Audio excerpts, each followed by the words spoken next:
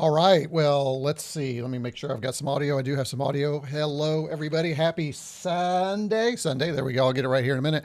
Whew, I am surprised I am here. As a matter of fact, the lovely accountant upstairs could even tell I was a little frustrated. I had some issues with some equipment, so I'm running just a few minutes behind. I only got, what, 1 minute late? That's not bad, right? We try and get started on time. But I did have a few issues, so hopefully the rest of the stream will go smoothly. I'm looking at who we have in chat. We've got a bunch of folks in chat. We got the standard group of folks in chat looking good. We also have some new folks. We'll come back to all of you here in just a minute and find out who's new. So here's what we're going to do today. For those of you in my Discord, you know, originally I had planned to do something, and we're going to talk about it a little bit more, but I had planned to do a whole live stream on this guy right here, the TeensyROM. And we'll talk a little bit more about that when we get into the gear section of this. But I have decided that I didn't want to do that live. And the reason I didn't want to use it live is and by the way, if you have a TeensyROM, please put that in chat. I'd love to know who's out there who has a TeensyROM or the TeensyROM Plus. We'll talk about it. But I decided that I did not want to do the live stream because I was afraid I would not do it justice, because it's a pretty complicated device. I say complicated. There's some complicated features with it. And I wanted to make sure that I didn't set it in a bad light, because I do think it's an amazing little product. We're going to have some fun with it when I do it. So what I'm going to do is I'm going to do a prepared video with the TeensyROM. But we're going to talk a little bit about that today during the gear section. So we will get into that. So again, if you have a TeensyROM, put that in chat and let me know, because I would love to know if anybody else is using it. It is a unique product. Also have a couple other things, and then I'm really excited today. We are for all my Discorders, the RetroCombians who are in my Discord, we are giving away the LiberLive C1 in a box. Not this one. This one's mine. You're going to get a lot. You're going to get one in a box. It's about a $450 retail value. So, you know, about $399.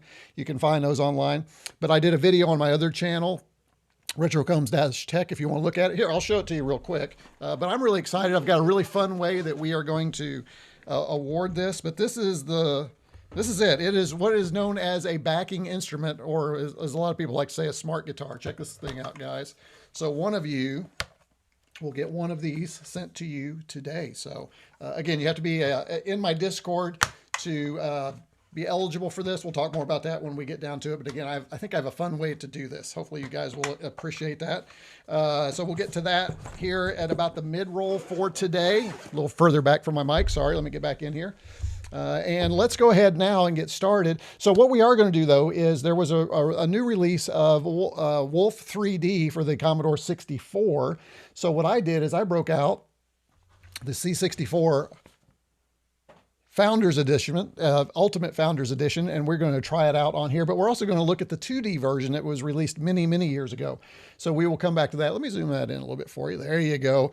And yeah, there we go. I do have the C64 C Founders Edition coming in as well. If you're new to the channel, you know that I'm sticking with the Founders Edition just so I have the whole set. So we will get to that. Let me go back over here. Let's check in chat and see who we have. I think what we'll do, because I think I saw somebody, if they're still here, who's kind of a neighbor. I think I saw somebody from Elkhart, Indiana, which is just right down the road from where I am. So, but first, I need to thank Xander. Thank you so much for the super chat. Xander's getting our super chat started, warming it up for all of you. So if you find some value in this stream today, or just want to support the channel so that I can bring you more great stuff, make sure you go down below, hit that super chat like Xander did, and get us going. And we'll make sure and get you on screen. If you have a question that you want highlighted, a super chat is also a great way to get that featured, to make sure that that is in there. Now, typically for my live streams, I get to almost all the chats. But however, viewership has been going up, so it's getting harder and harder to keep up with chat. So I'll do my best to get to all of you. Let's find out who we have. I think I'm going to go to the viewer. You guys want to see the viewer credits? Let's do that. First of all, you've already seen the map. Let me bring the map back up again. So don't forget, if you're just tuning in and you want to say hello, another great way to do that is put hello from and list your state or country, and you'll show up on the map. So we'll come back to that here in just a little bit. But for now, let's see who we have. Let's go back. Well, I'll tell you what, let's just stay on this screen and let's see where the viewer credits look like. Let's see who we have in here. We currently have if I can tap the little switch here. Here we go. Xander, evidently Xander's in here at number 1 with the most chats. The little X is the number of times that they've chatted. We have Taro, Mr. Landfill, Evil J, who I believe is in a hot tub at some undisclosed location. Correct me if I'm wrong, Evil J. G Paradise, good to have you here. I believe this is your first stream. Great to have you here. Java J is with us, one of our newest members. Hey, I'm here. Marcus Computer from Wiesbaden, I know because that's from my hometown, is here. So good to have you here. JDG 2010. I don't believe this is your first one, but I don't think you've been with us a lot. So Ed Truth Seeker, this might be your first one. Side is here. S Side. Cubicle. Hey, Cubicle Nate, good to have you here. Arson Lynn is here. Phoenix 6652. I think this is your first chat with us. Eddie Yong is here. Ubali is here. Terrapin is here. Some of our standards. Six String Monk. I know this might be your first one as well. James G 872. M Osmantalanium. I'm going to get it right one of these times. It's not his first time. Zedless is here. Don Forth. I'm not sure I remember you, Don. Good to have you here. Fred Portal. Fred H. Portal, Derek Goodwin, Chris Chandler, Boomerman Dan is back with us, and Katie Sanchez. I believe that's your first one. So all of those that I think that this is your first stream with us, do me a favor.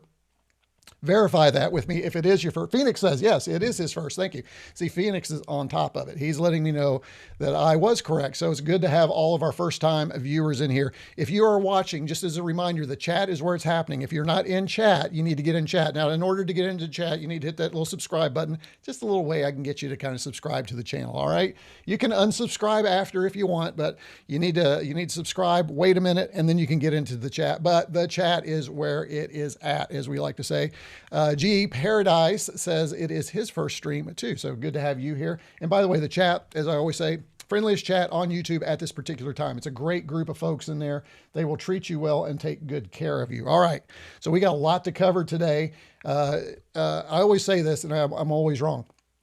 Probably won't be as long a stream as it normally is. See, I've just jinxed it, but we're going to go ahead and talk. So what we do, for those of you who are new, we're going to talk a little bit about some gear I have.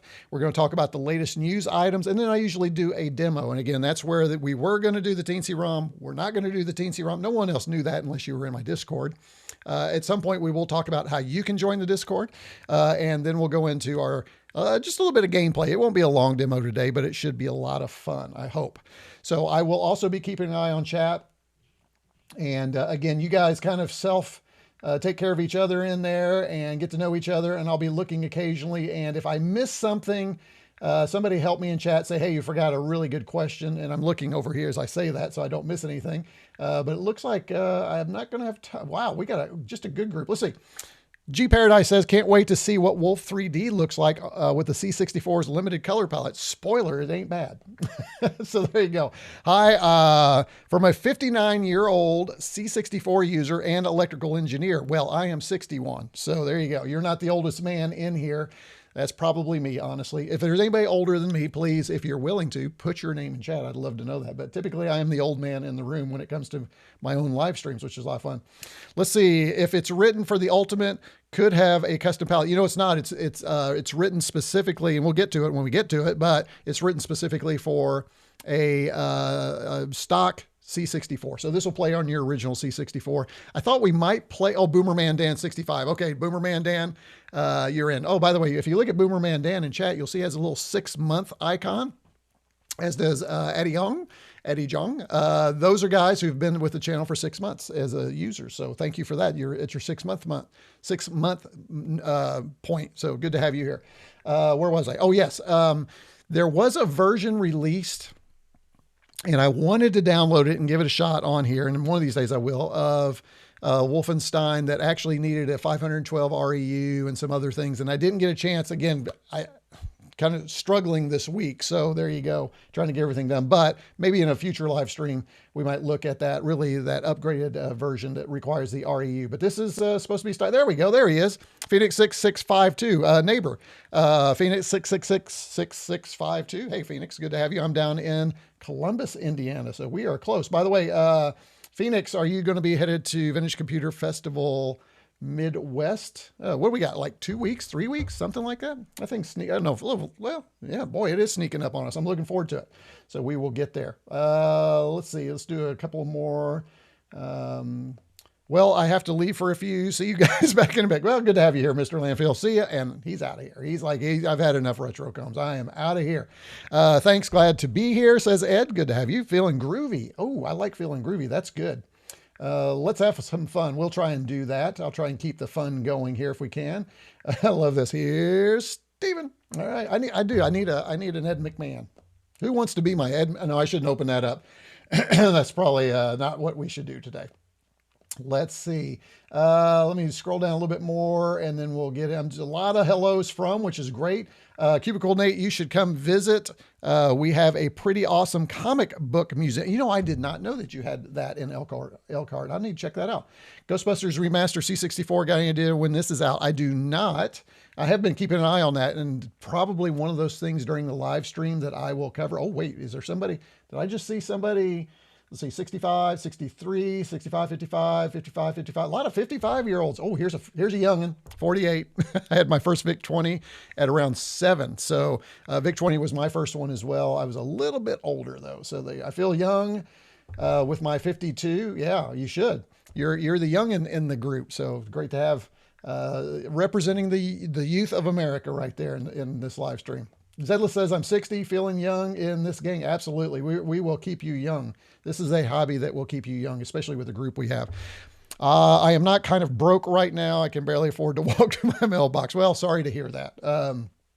Good to have you here. And thanks for hanging out with us. We'll make you feel a little bit better today. And you're going to be rich from the interactions you have in the chat room. How geeky was that? Or I don't know, sappy is the word I'm looking for. All right, let's get into this. Let's talk about, let me go back in. First of all, I want to share something I found. I just thought this was cool. So let me go ahead and bring it, see if I might actually remember it. There we go. Ooh, how about that? Got my gear lower third up here. For those of you new to the channel, you'll find out that these live streams are fraught with technical issues. And sometimes I forget to do things because I'm a one-man band around here. So we do what we can, but this one was fun. So in Indiana, we have this new like super gas station, and you're probably thinking he's going to talk about Buc-ee's. I am not talking about Buc-ee's. I'm talking about something called Wally's. It is a competitor. It's up around north of Indianapolis, and it's got this retro theme to it, which I kind of dig. So Wally's is like a retro gas station stop, and if you go in there, it's all kinds of retro games and food, and it's right up my alley. That is for sure. It's like a retro road trip is what they're going for. It's actually, it's not as big as a Buc-ee's. It's a little smaller, but if you get a chance to go to Wally's, definitely pop in. They have handheld games, all those types of things. And the retired Army guy in me found these. So miniature, I had to have miniature soldiers. Let's see what these bad boys look like, shall we? So here we are. Miniature, I have not had a set of Army, plastic little Army men in, I don't know, forever. It says 11 different combat. By the way, I did find these online in Amazon. I have a link down in the video description. If you too need your own box of little miniature soldiers, I know it's not retro computer related, but it is kind of retro related. I'm betting that most of you in here of an age probably played with these when you were younger. If you did, make sure and put those down in the chat below. I'd love to know that. I remember having a whole set. I had tanks. I had the whole thing. So, this is going to be kind of fun for me. I have not opened them. I saved it specifically for this live stream. Here you go. I think I paid about, I don't know, $6, $8. So they're definitely a lot more. I think back in the day, these would have been what, 99 cents, something. Oh, look at this. Now some people had like the World War II. Some people had the Civil War. Oh, you get the little ASMR here. Here you go. Oh, here you go. How about that? What live stream gives you ASMR miniature plastic soldiers? That's right. Only RetroCombs does that for you. Oh, look at this little guy. All right. So here is one of our little soldiers right here. We're going to see how this works. All right. There you go. Right there. We'll set him up right here. They probably won't stay there so there's, I guess that would be the opposition. And then this would be I think that's what we normally do. We always took the green, and then the other color was the other. Aren't those exactly the same thing? Wow, those are exactly the same thing. Seems like I remember my Army men having different styles. Let's see if we have a different style. So far, we picked the same. Oh yeah, here we go. Here's a little different style. These don't look really as good as the ones I remember too. Do you guys remember these being a little bit better? Come on. There you go. So a little different style there. So here's the There we go. I won't go through every one of them. That would make for a very boring live stream. But let me see if I can find. Oh, here we go. I do remember the crouching soldier. There you go. I kind of do remember that one right there. So there you go. If you need to find your own bag, and I've got plans for these little guys. I don't know about the rest of you, but I may or may not have used some firecrackers in the day with these little guys right here. If you've used firecrackers, oh, the crawling one. Let me see. Let me see if there is a crawling one. Yes, the crawling one is always one that you got to have, right? That is a very good call, Boomerman Dan. Let's see. I am not finding. Oh man, you're right. There's no one doing the low crawl or the prone position, firing position. Nope. We do. The best we have is kind of this half crouching position here. Not really crouching, but kneeling position, I should say. I do not see. Nope. I don't see any. Yeah, so I think that's a miss. So we're going to see. Oh, here we go. Here's a machine gun. Now, this one's pretty good. This is a little machine gunner right here. There you go. See that? All right. So a little variety. And on the box, if I look, it doesn't show anybody in the prone position firing. It does show the bazooka guy. I did not see the bazooka guy, though. Let's see if I can find the bazooka guy. I do like a good bazooka guy. There he is. There's our bazooka guy. All right. I think we have nostalgia out today. There you go. There's your little bazooka guy. All right. So there you go. There's your first little piece of gear stuff there. Again, just kind of excited about that. It's just so much, but that is nostalgic right there. That just brings back some fun memories of some things I was doing and some things I shouldn't have been doing with these things. So anybody else firecrackers? Let me check. Let me see what we've got here in chat. Don says, I like a little melty. Yeah, they are a little melty. They're not as good as I remember. And I guess maybe I shouldn't have expected that. Or maybe I should have. Oh, here we go. Mark says he had Star Wars figures instead. Well, that's one way to go for sure. I know they had the 6-inch, but I don't know if they had the little plastic figures. That's interesting. Different keyboard. What keyboard are we talking about? I must have missed something there. Okay, so Marcus says, I had these soldiers as well as a kid. Man, I had boxes of those as a kid, said Evil J.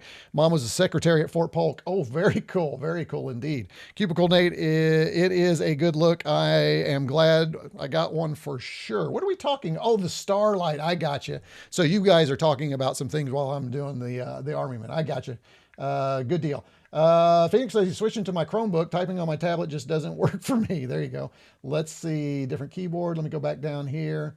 Yeah, we didn't find the crawling soldier. Ooh, what is this kit edition? Kit edition. What is the kit edition? I need to, what are we talking about here? Oh, I don't know. I have to see that. Something happened to my video. It started from start and I can't, oh, that's bad, Taro. Hopefully nobody else is having that issue. We used to rubber band the crawling one to a model plane with now we're talking Boomerman. And now you're getting, that's creative. I like that. I like where you're headed with that. Different box. Wasn't there also one with binoculars? I think there was. I think there was a spotter. Probably so. I don't know why, but these little guys get me in the mood to play some OG UFO XCOM. There you go. Now that I'm on the Chromebook, I can actually type. Oh, excellent, Phoenix. Good. The comic book museum I was referring to is called Hall of... Oh, I have heard of that. Now that you say that, I have heard of that. They have lots of movie props. Yes, I have heard of that. I have a black C case from iComp, Taro says to Cubicle Nate. All right, so let's talk about what I was going to do today. We've gone through the miniature soldiers. I'll keep an eye on chat here. I also want to show you kind of where I'm headed with the TeensyROM. So let's go back to our top view. I think you'll appreciate that more. So here, let me just give you a little background here. So this is, and I'm going to throw this back up here too. So this is the TeensyROM I bought at Vintage Computer Festival Midwest last year. Was it last year? I believe it was last year. Or maybe it was 2 years ago. It's starting to get, I don't know. It's all starting to blur. All those FWs starting to blur. But what's really cool about this is the TeensyROM is, of course, a cartridge for your Commodore 64. It will work in your 128. It's got firmware. It's got a menu, all that business. And we're not covering that today. It has a USB port, Ethernet, so you do get networking with it, and then you get some software that comes with it, and you get a switch. Now, this is the TeensyROM, Okay. That is the TeensyROM. What I learned while doing all of this is there is actually an update called the TeensyROM Plus. So of course I had to go buy that. And I'll have links to all this down below if you're interested. This has a thinner case, a little more streamlined case. You can see that. I do like the case better. It also has the regular switch, and then it has your cartridge switch, your momentary switch for cartridges. If you do a cartridge, because it's almost like a Kung Fu Flash. You can put a cartridge image, you can run it from that software, all that business. It also comes with the SD card here. I did buy it complete with the SD card. And then there's also another cool feature. Oh, here we go. Here's a little micro USB port here. That's for flashing. You can flash, but you can also flash from the SD card. There we go. I'll get it right here in a minute. But there's also something else you could do. So I had to purchase this. So we're going to open this here. Let me get my knife. What did I do with my knife? There it is. And show you what else we have here that's going to go with our little TeensyROM. So I have not opened this. This arrived, I think, 2 days ago. And I thought, well, I'll just save that for the stream if I can figure out how they want me to open this. Looks like it's right there and there. And did everybody weigh in about who had a TeensyROM and who did not? I'm going to cut myself. I'm sure enough. What in the world? This is some package here. Let's see. Let's try it this way. I'm going to do this off screen here so you don't see the blood on my fingers if I do cut myself. There we go. It can happen, folks. It has happened before during the live stream. All right, there we go. So this is, and of course I did not, we'll just do it this way. There we go. This, my friends, is, let me make sure I don't show that. Yeah, this is from Old School Retro. Link down in the video description if you're going to want one of these yourself. This is pretty cool. This is an NFC reader for the TeensyROM, and this is what makes it a little bit different than everything else. So here's some NFC cards. You can see those here. It does come with 10, I believe, NFC cards right here. We'll set those aside here. And then this is the little reader, and what I love about the reader is it is designed to go right next to the TeensyROM, and this is called the TappyROM. And what you can do is you can take, after you get it all set, you can take your NFC card, tap it right on there, and then on the Founders Edition, software just loads auto-magically, as they say. So what we also need for this is we need a cable. So I found these little guys right here. Let's see, hopefully this is, and these just arrived yesterday. Everything was just like coming in at the last minute, which is another reason I decided to wait to do the stream. And I found these wonderful little purple cables just to match everything up. Got to be all matchy-matchy, right? And so to connect your TeensyROM to your TappyROM, you need a little USB cable, and hopefully I've got the right one here. And this goes into the, let's see if I've got this right. Yeah, the USB-C here, like this, and then this goes into the back here, and that will activate everything when we plug it into the C64, which I'm not going to do. I know you all want me to do it now, but I'm not going to do it. Again, I want to do it justice, so we're going to do it right. But then I went even crazier. I said, these are okay. I mean, they're okay. I mean, you can take a little card, but I wanted some custom, what I call chips. So what I did is I have designed in FreeCAD these little custom chips, and these will have the names of the software title. So this one, when I tap it, is going to load Impossible Mission 3. And I tried it a couple of different styles. So each time I do a title with a chip, I'm going to have this little chip, and it's smaller too, which I liked, and I just thought it was better, and it kind of matches the size more of the TappyROM. So these are not NFC, obviously. This is a 3D print. Now, what I could do is really have some fun with 3D printing. I could print a couple of layers, I could drop an NFC tag in there, and then print the rest of it. That is something I am thinking about. I may do that, but that did mean that I needed some NFC tags. So I ordered these guys, all right? So you see where this video is headed? It's very complicated. It's a lot. And again, I was afraid I just, again, would not do it justice. So these are the, there you go. These are the little NFC tags right here. I got, I think there's 50 of these. These were pretty cheap, like $6. And so this is just a sticker. I can take that sticker off, and if I've done everything right, it should just fit right in here. like that. Oh my goodness. I don't think that could have worked any better. So my FreeCAD skills are working for me, which is really cool. And there you go. So now I'll be able to load Impossible Mission on this device using my TappyROM just by going boop, and then it just automatically loads. How about that? So that is what I will be demonstrating in, again, a prepared video. So please, oh, Java J says, what is NFC? Somebody, oh my gosh, what does NFC stand for? You're going to catch me. It's basically, NFC is what we use for all kinds of stuff. What does it stand for? Somebody help me. NFC. Cannot remember. Hey, Stuart, welcome. You're not too late. You're okay. I cannot remember to save my life. Somebody will put it. Yeah, near field communication. Thank you. Gosh, I was doing communication. I had near, and I couldn't remember the F. Near field. There you go. So that is perfect. So yeah, used on all kinds of devices, right? Cards, if you're swiping in at work, that type of thing. But again, I could set a layer here and stop have the code stop the print, drop that in, and then print the rest of it, and then that would be embedded if I want to do that. I kind of like this look though. That kind of works for me. So you would actually program your NFC with the TappyROM too. So I think we spent enough time on the TappyROM. Hopefully you got kind of an idea of where we're headed with that. The good thing is for all of you that are channel supporters, you will get access to all this good stuff. I'll probably drop in the FreeCAD model for this, the STL. I'll give you some more information, give you some code, some other stuff that I'm working on, and there we go. That's a lot. So that, my friends, is kind of, I think, is that everything? Yep, that's everything I was going to share today during the gear section. I'll go back and chat here, and let's see what you guys are thinking. You're probably thinking that boy has lost his mind. What is he up to? Now, I will say this also, last thing about the TeensyROM. A lot of the features of the TeensyROM comes on the C64 Ultimate. Oh, and one thing I didn't mention is if you get the TeensyROM Plus, if you've got a stock old school Commodore 64, this also includes a 512K REU now, which is really cool. But you got to have the Plus.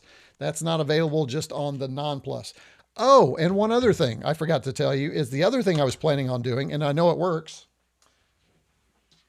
is the TeensyROM gives you access to MIDI keyboard. So that I can connect this Akai MIDI keyboard, this is an MK Mini, to the TeensyROM, and I can play tunes from the Commodore 64. I'll be demoing that as well. So yeah, something like this can be connected now to your C64 Ultimate, or just general C64, through the TeensyROM using the USB to, which is a MIDI. So I can go from this USB port to this USB port, and it's MIDI, and there's software that comes on this device already with the SD card that lets you play and cue MIDI files. So it is super cool.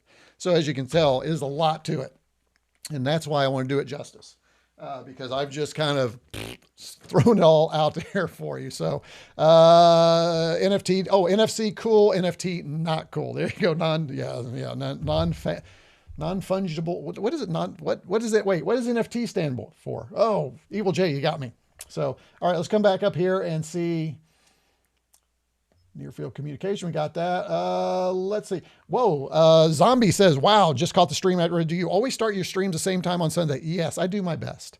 But they're typically every 2 weeks right now. I don't do them weekly. I try and stay on an every 2 week schedule, which is, I was close at this point to canceling the stream because I didn't have, and then I talked to Jamie over at Jamie's Hack Shack, who's a neighbor. He's an executive producer for the channel. And I just said, I really don't have anything. I didn't get this thing ready. And he said, just go on and talk. He said, people just love to hang out. So if you don't like what we're doing today, it's Jamie's fault. He's not there, so I can blame him. Not here today, so I can blame him. So that's perfect. But we're going to get to the news here in just a second, but it's good to have you. This must be your first stream. So it's good to have you here, Zombie. Let me see. Let me go back up here and see what else is going on. Hey, PC Expert popped in here. We'll come down here and welcome here. Here we go. I transplanted the Ultimate Mainboard keyboard into a black case, so kind of going in there. It's a man cave. Whose man cave? Is it your man cave? Whose man cave? I don't know. I'm sorry. I'm getting caught up. Goes in. Yes, it goes into the cartridge port. What did I say? Did I say something else? It does go into cartridge port, but thank you. Probably somebody asked and I didn't say that. See, this is why I have to do a video so everybody sees and gets everything. Also notice Kung Fu Flash 2 doesn't play ball with the Ultimate. Oh, that's not good. I can verify the Kung Fu Flash 1 works. We've used it during streams many times, so we know that works. You could transport another into the trailer of Optimus Prime model to make Goliath. There you go. Could do that. Mark, that's not a computer room. That's the Bat Cave. Are y'all talking about my stuff here? So yeah, this is my basement, for sure. The lovely accountant is up there. She's watching TV or whatever, or actually she may be prepping. We're getting ready to start classes this week. So she may be, up there prepping. And then I also have another little room over there. Sometimes you see in video. So I am blessed to have this really great space where I can, work on things. Hello from Korschenbroich. There we go, Moderati. Woo, you're struggling now. I guess those cartridges don't work with the Ultimate either. Just like these cartridges work fine. If you're talking about TeensyROM, they work perfectly. I wasn't ready, but I've been playing with it for the last couple of weeks. So PC Expert says, good afternoon, everyone. I do have a TeensyROM, but haven't played. Did you get yours at Vintage Computer Festival as well, like me? I think we were there together. I can't remember if you bought one when we were there. I bought the C64 beige iComp case. I love it. It's a great mesh of design and color. It is cool. Cubicle Nate, did you have a video on that? I wondered, why am I thinking that you did a video about that? By the way, if you're not familiar with Cubicle Nate, check him out. He's got a great channel. Always fun stuff over on his channel as well. Thanks for being here, Cubicle Nate. Good to have you here. Yeah, new toys always, right? Wait. You didn't have purple I did not have purple for 3D printing, and I don't want my chits, as I'm calling them, to be purple. I could get purple, but I didn't want purple. Although that would be a theme, wouldn't it? I guess that could be kind of cool. Well, now you got me thinking. You got me thinking. And just so Evil J knows, PLA, I'm not doing Pet G. It's a little thing between he and I have been talking about that. So let's see. We need to fund RetroCombs a UV printer so he can print full color cards with the original. Oh man, that would be nice. If you want to fund and support the channel, we're getting ahead of ourselves, Evil J. We'll get to that here in just a little bit. Let's see. We talked about that. We know what NFC is. Everybody chimed in. Thank you for that. This is the reason I love doing live streams. You guys have my back, which I appreciate. That looks really fun. TappyROM and it loads auto magically. That's the goal. And you'll see that in the video. I should have said NFC is KFC's younger brother. Yeah. Tastes like chicken. Hi guys. So there's the Tactus joystick. Sorry that we're going to be talking. Hey Jan, hold on to that. That's in the news. You're getting ahead of me. We are going to talk about the news here in just a minute. Andy says he's late once again. Well, you know, you can't. Oh, I was a minute late myself. So you're okay. MIDI. Cool. That's the way the A1200 should communicate via MIDI. Yes, I agree. It's going to be interesting. And I have not done a lot of MIDI on the Amiga, that's for sure. And I'm just really starting to play with MIDI on the Commodore 64. Actually, the lovely accountant said, why are you interested in music? Actually, she didn't ask. I volunteered the information. I said, one of the things I'm trying to do is, so, you know, she probably shut down at that point. Oh gosh, she's going to talk about his stuff again. But I want to create some audio and music and samples for this live stream because I'm tired of not stealing, but borrowing people's stuff and then finding out that later I shouldn't be, or, you know, it's just a mess on YouTube right now. Commodore has announced they'll have a booth at Gamescom in Cologne in about 2 weeks. Well, I hope somebody's going to be there to cover that. I'm sure they will be. Wish I were there to cover that. I succumbed to peer pressure and got the TAC2 Starlight. We'll talk about the TAC2 here in just a little bit. I think it kind of gets us caught up. Jimmy Z saying December 6th, 2026 release date on the A1200. I hope. Mine's pre-ordered. We'll see. And then I'm interested in the TAC2. So, hey, let's get to that. Let's get to the news. All right, here's how we do this, folks. I have selected, for those of you new, I select some news items throughout the last couple of weeks. Since the last time I was here, I will probably not cover stuff that you think is the most important. I cover stuff that's kind of 8-bit Commodore related. There's plenty of news in that space right now that keeps us busy. And then I throw in a few fun things along the way. So we will get to that here in just a little bit, but let's cover the news. And the first thing you've all already been talking about is Commodore's announcement of the new TAC2 joystick. Now, many of us grew up with a TAC2 on our Commodore 64. I had one, but I have to admit mine was really later in life. I believe my first TAC joystick was with my Amiga 500. I'm trying to think. I do not believe I had one. I think I was still using an Atari joystick on my Commodore 128, which would have been my last 8-bit Commodore computer. So yeah, I think that's. And I had friends who had them, but not me. So. And we've all talked about it already. So the legendary TAC2 is back. It's built for players who demand precision. It'd be interesting because that was a very lauded joystick. People love that joystick almost as much as they love their mechanical joysticks. It's got a good feel. It's solid. Evidently, they tried not to change too much, but they did upgrade it just a little bit with micro. Yeah, there you go. Mark says they have micro switches. So it says let's just go ahead and highlight this. Let me see if I can blow this up for you a little bit here. Oh, nope, that didn't do it. Let's try this again. Here we go. I think it's this one here. There we go. The new TAC2 stays true to the original while improving where it matters. Commodore's new steel shaft, there you go, is engineered to be even stronger than the original TAC2's copper tire valve shaft without changing the legendary feel. For purists, the original 2 colorways are back just as they used to be, sans LEDs, with 3 new Commodore styles. Now, I'm curious, for those of you in chat, I will tell you, here's what I did. I ordered them, of course. Of course, I had to have a Founders Edition to go with the Founders Edition, right? It's going to look so much nicer over here without this. And then I believe the Founders Edition will also have the LEDs, if I'm not mistaken. I also got the basic beige to go with a classic over here. And then I went with the Commodore white to go with my Mega 65. I think it's going to look really good with the Mega 65. And speaking of, wow, Zombie, thank you so much. Look at this super chat. Whoa, we need to spend some time on this one. Zombie, thank you so much. There's so much. And I believe this is like your very first live stream with me, and you're dropping a big 50. So I really appreciate that. So let's take a look and see what Zombie's got some comments here. He wants us to highlight. Finally ordering a Mega 6. Congratulations on your Mega 65. You're going to love it. Commodore 64U Slim and an A6000. Oh, you know, I wanted to get one of those and it looked like they were out of stock when I tried. Hold on. I got to put that back up there.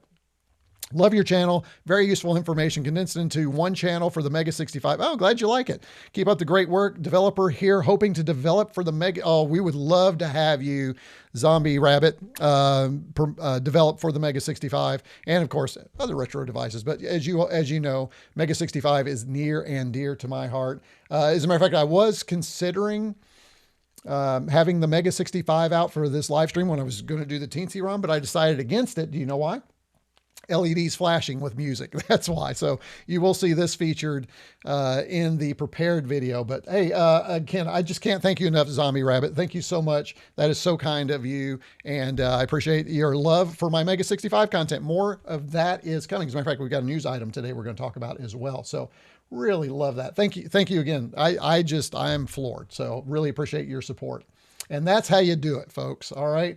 Zombie Rabbit, if you have other comments, I'll be sure and get to you first. Okay. So thank you so much. And again, for those of you, everything that comes into the channel via super chats goes back into the channel. Okay. So that's the way we do. That's the way we roll around here. I'm fortunate. I have a paying gig right now. And for now, at least until I retire, maybe decide to do this full time, all that money goes back to invest. So that's kind of what I'm doing. I'm trying to kind of invest in the channel. So when I do get the opportunity to retire and I want to do this full time, it'll all be taken care of. And then the money that you roll in will help support me in my old age, which I'm already there, right? We've already found out I'm the second oldest person in here, right? So that's fun. Anyway, thanks again. I'm so appreciative. Let's go back to our news. So curious, which ones did you all buy? So those are the 3, the folks in my Discord asked, and those were the 3 that I purchased. All right, let's see if I can remember how to do this. It's been a week. Let's go to our next tab. Oh, we'll just click on it. What the heck? The other thing, Commodore really got some grief about their, and I don't know if you have been following this, but Commodore got some grief about their advertising being AI because, you know, they talk about digital detox as part of the Commodore theme with their, you know, their callback phone, which by the way, for those of you new, I do have the callback ordered, Founders Edition. We'll talk about it when it arrives, those types of things. So Perry Frantic, as I like to call him, Christian Simpson, decided that, you know what, maybe they're right. So they took their AI commercial ad, I guess really is more what it is, and they did it in real life. So I think going forward, he should probably do that and continue to do that. And here it is right here. We remade this AI Commodore ad. Let me go ahead and just bring it up here so you can see it quickly. I think this will work. Let's see if we got audio.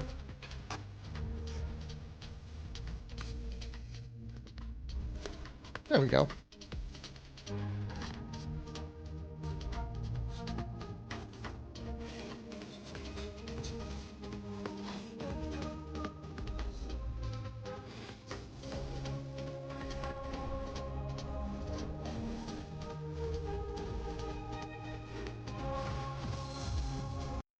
All right, so there you go. There is the, I had to put my headphones on so I could hear it.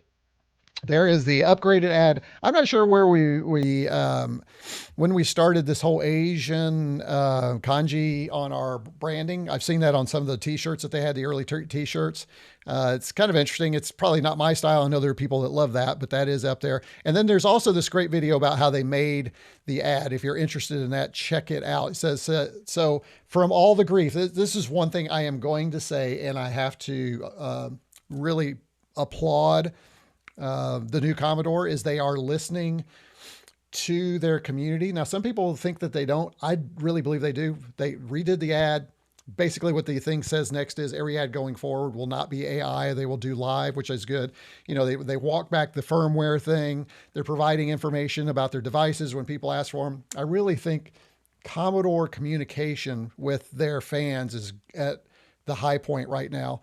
I'm pretty sure we wouldn't have gotten this kind of stuff back in the day. Only Bill Hurd could tell us that, or an RJ Michael, somebody like that. But we didn't see this kind of communication and addressing fans like we're seeing today. So I actually applaud them for that.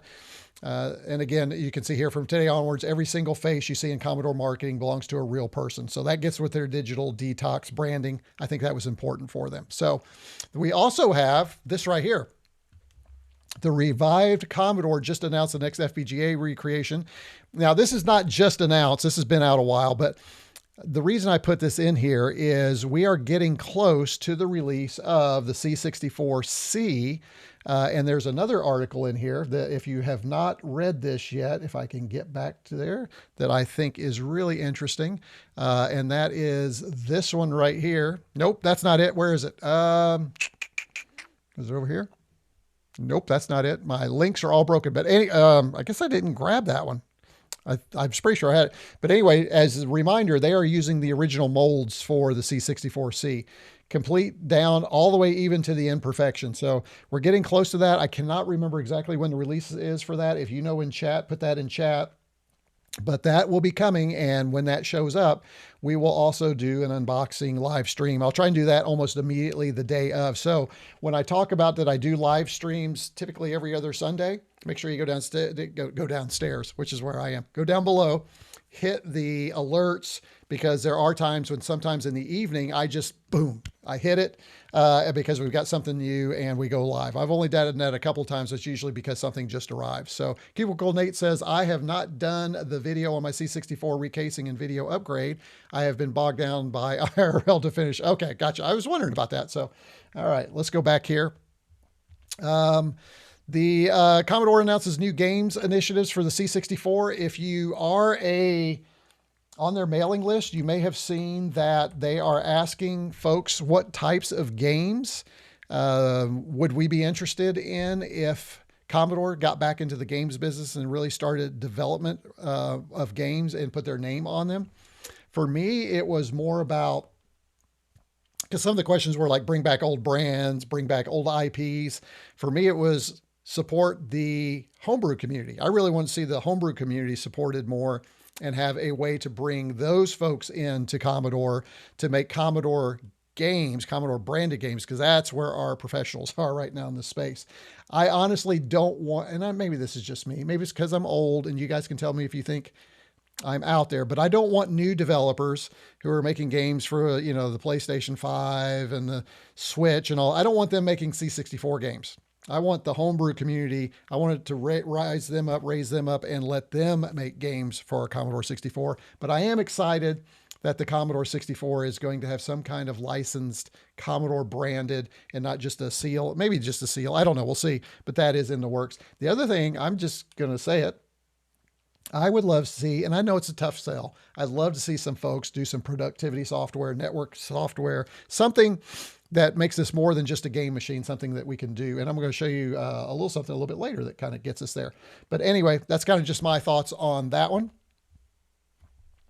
Let's see. We also, let's go to our next. Oh yeah, this goes right into what I was going to mention here. I love this. This is really cool. I had a chance to load this on another computer. I found this online. This is the C64 Ultimate Toolbox. This is for Mac. I don't know if there is a Windows version. I don't think so, but this thing is really slick. So what it does is you're on your network. Whoops, sorry, wrong one. You've got your, well, that's what I wanted actually. You've got your C64 Ultimate on your network like I have here. Using this software, I can connect to it. I don't even need to know the IP. It automatically found it. And then you can program directly from your Mac. Your Mac keyboard can serve as your keyboard for the Commodore 64 Ultimate. You can open up a window. You can program over here. You can send it, automatically run it. You can manage some of the settings of your Commodore 64. You can bring up the menu, remote administer it. It is pretty amazing. And this link is, I believe, in the video description. If not, I'll get all this updated. I'm pretty sure this one is, but it is available now. It's at version 2.0.1. And I will say this for my producers, and we'll talk about what that is. For my producers, I have downloaded this for you, and we'll get this in the DiscMag for you. So you will have access to, quick access to that. But make sure you come over here, visit the site to find out what it's capable of, okay?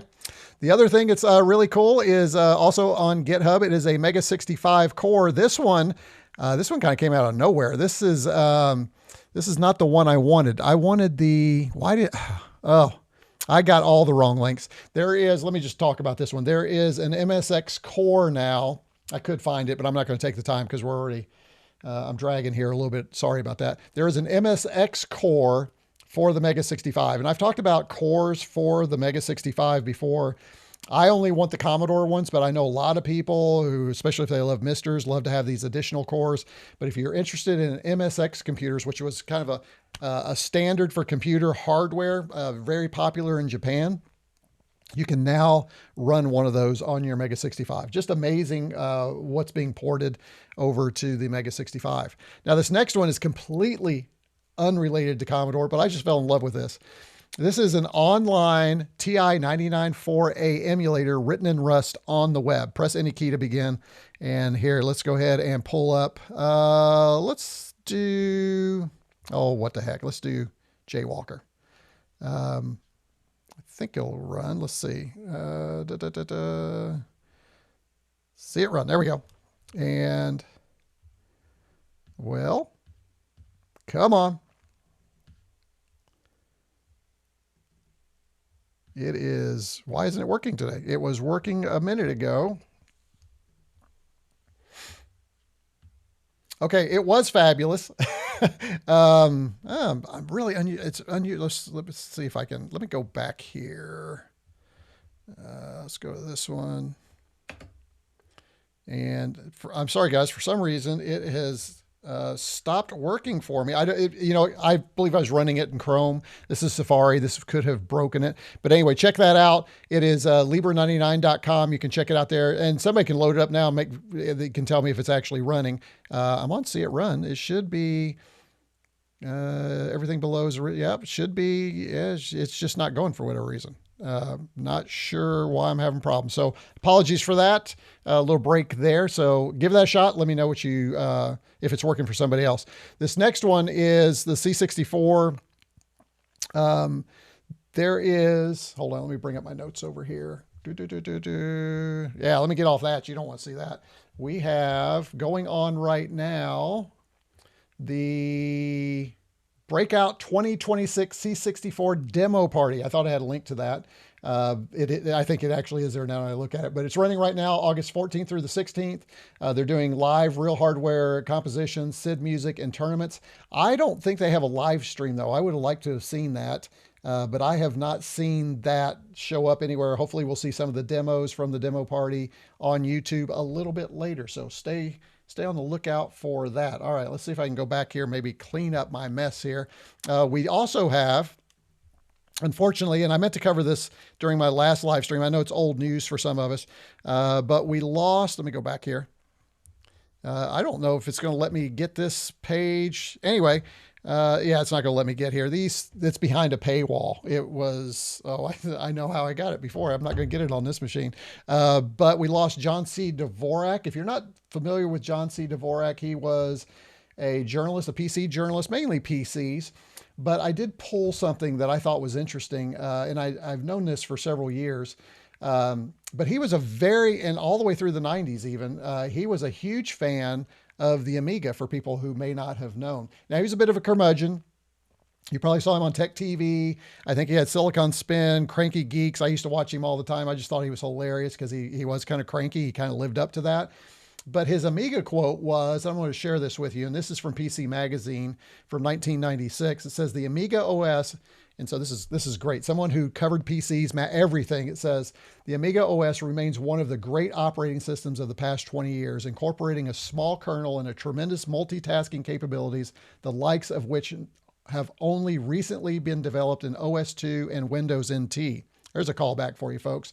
The biggest difference is that the Amiga OS could operate fully and multitask in as little as 250 kilobytes of address space. Tight code, there's nothing like it. I've had an Amiga for maybe a decade. Listen to this. This is the part I love. And I don't think a lot of people knew this about John. It's the single most reliable piece of equipment I've ever owned. So if you're not familiar with that link from John C. Dvorak, there is your Commodore callback right there.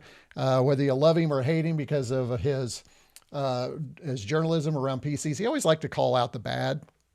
He didn't have a great love for Apple, so it was interesting. But anyway, he loved his Amiga, so there you go. And I just wanted to share that with you because I think that is pretty slick that he was interested in that. Let's see. Let's talk about, oh, here we go. This is a big, and there are videos on this. And also the guys over at This Week in Retro covered this with the CEO of, I believe, Amiga Corporation, I think. Yeah, it'd be the same one. So folks, this is complicated. It is, everybody has said this is the bellwether moment to bring all of our brands from Commodore together. I'm a little more dubious than that. I think it cleared up some things. It's definitely not bringing Amiga and Commodore back together. As a matter of fact, all it does is highlight that Amiga is still split and that Commodore is a brand over here, and that even though Commodore has the brand, the visual brand, they also don't really own some of the 8-bit stuff. They're having to still license some of the 8-bit technology so that they can create things like the C64 Ultimate. So don't get all excited that because some folks have really framed this incorrectly, that this is it. This is going to bring them all together. It is not. and I'm no lawyer, okay? But let's talk a little bit about why I don't believe this. And again, some of this is very complicated, convoluted. And if you listen to This Week in Retro, where they have the CEO of Amiga Corporation, even he can't really explain it. I mean, he's closer to it and kind of gets it.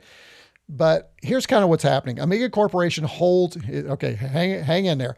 Amiga Corporation holds the registered and unregistered copyrights in the works for the former Commodore and Amiga companies, okay?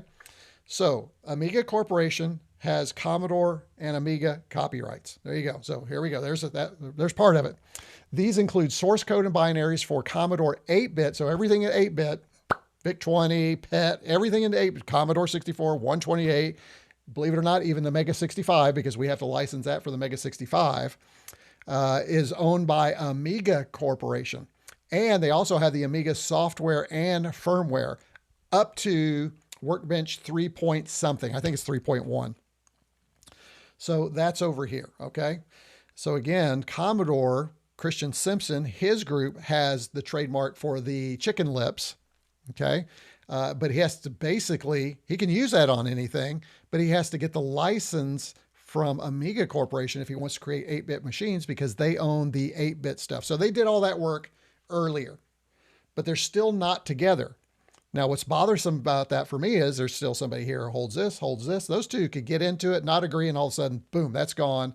Pull the rights for the 8-bit stuff, and now Commodore, at least the way I'm reading it, correct me if you think I'm wrong in chat, now has no access to the 8-bit stuff, okay? So let's go ahead and dive in a little bit more. Following the 1996 liquidation of SCOM, remember SCOM bought Amiga Corporation, or bought the Amiga brand, not the brand, the IP. See, this is how complicated. I should not be doing this. I'm going to get myself in trouble. One of Amiga's predecessors in interest, the Commodore and Chicken Lips trademarks took a separate path from the other assets. There you go. So that's what I just talked about. Tulip Computers acquired the trademarks and used them for Commodore branded PCs. We remember all of that. Coming down a little bit, Amiga retains the rights to reproduce the Commodore marks in historical and descriptive contents, including as they appear in original software documentation notices, keyboards, or on-screen text. So here's how this works. So Amiga wants the chicken lips because what they want to do historically is make sure that documents, operating systems that include the Chicken Lips logo, the Commodore name, they can still include that. So they license that from Christian Simpson. So there's the swap. You give us the Chicken Lips so that everything under Amiga can still look like Commodore Amiga, and we'll give you the 8-bit stuff so that you can create 8-bit stuff. Okay? So that's where we are. The agreement further confirms Amiga's continuing control of technical and numbering resources historically associated with Commodore Amiga. So that's the whole, let's maintain everything so that we can continue to share manuals, firmware, OSs, and still combine those two brands. Now, here's where it got really confusing for me, because I'm not in the Amiga community that much. There's something called Amiga OS 4, and of course we know about the 68K Amigas. So 68K Amigas would be 68,000, 6810, 68010s, 20s, 30s, 40s, all the way through 60, I think is the highest, right? So here's where this group comes in. This is Hyperion Entertainment. This is a third group, folks. The settlement agreement confirms that Hyperion Entertainment will continue to develop and distribute Amiga OS 4 under license from Amiga. So Hyperion has taken Workbench and Amiga OS and created version 4. There's version 3 and below. Version 3 and below is owned by Amiga Corporation. Version 4 and greater is owned by Hyperion because they've developed beyond what Amiga Corporation is licensed to hold. Got it? Whew, I hope you do, because I thought I understood. I'm still confusing. So here we go. Let's keep going. The position concerning 68K Amiga OS products is different. Under the agreement, Hyperion Entertainment's rights in that field are transitional and limited to Amiga OS, there it is, 3.2 and 3.3 as upgrades for existing licensed systems. All right. Now, also interesting is there's like a expiration date on this. Distribution of those products will end no later than December 31st, 27, after which Amiga will continue to direct the development and evolution of Amiga OS for 68K. So nothing from Hyperion comes back. Carrying forward lineage established by Commodore Amiga in the 1980s. It is all woof. And then finally, Hyperion Entertainment will deliver to Amiga the source code, revision history, and documentation for Amiga OS 3.1.4. Evidently, they own that. And that's where they went from there to 4.0. Including all fixes and updates, but excluding Amiga OS 4 code, backported into Amiga OS 3.2, 3.3 for use in Amiga 68K Amiga OS development. Amiga is very complicated. The agreement also provides for the company's contractors and developers to be released from any obligations that would prevent them from working with Amiga. So there you go. And I'm going to leave it there and let you all, I really want to hear what you all think about this. But basically the final kind of resultant of all this for all of us is this last line down here. Current licensees, including A1200.net, AntStream Arcade, Blaze Entertainment, Cloanto, who do, the C64 forever, Amiga forever, Commodore, Hyperion Entertainment, RetroCombs, and so there's RetroCombs Limited for the A1200, the A500, the C64, Simulant, I've never heard of them, and Spec Next. So all of those folks are involved in those licensing and trademarks. So very interesting, very convoluted, very difficult to understand, drives me crazy. Lawyers can really muck things up, and it didn't help that Commodore dissolved in so many different ways back in the day. So there you go. I'm really curious. What are your thoughts around all of that? Let me go ahead. Well, I'll tell you what. Let's finish up. Let's finish up our last couple of things here, and then we will take a look in chat. So let me go over here. Let's see. There we go. Let's save that one. Okay, so there. Yeah, let me do that. Let's go. Yeah, let's go before we do the keeping up with the Mega 65 because I know some of you have some interest in that. Let's see what we're talking about in chat. Would really like a Mega 65. We're going to talk about Mega 65 here in just a minute. Haven't ordered yet. We'll order either basic beige or black. Talking about the TAC or the computer. The TAC. Yeah, there we go. A6000 batch 6 is open. Oh, I may have to check it out, Zombie Rabbit. And you may have just gotten me a little bit closer to that. Thank you for that earlier. Nice. Yeah, we'll have to rock on. There we go. At least at your last, sorry, at your last live stream, Trends had 18 of the 65s in stock. Just took a few days later and only had 9. I know I knocked them down. We were talking about in the Amiga 65 Discord. A lot of folks were really interested after I showed the Amiga core. And I think the 128 core is also starting to get some traction over there too. Never actually had a TAC. I always used the Arcade by Suzo, actually the same manufacturer that provided the plastics and did manufacturing as a third-person company of the Competition Pro. Got the Founders Edition. There you go. I don't like the case of the A600. It's not mold, but is it? I did not know that it was 3D printed. I'm gonna go back and take a look and see what's going on with that. Will Commodore get the Amiga back? That again, after all of that, who knows? I mean, it's hard. I know Christian has mentioned that he's in conversations with Amiga Corporation.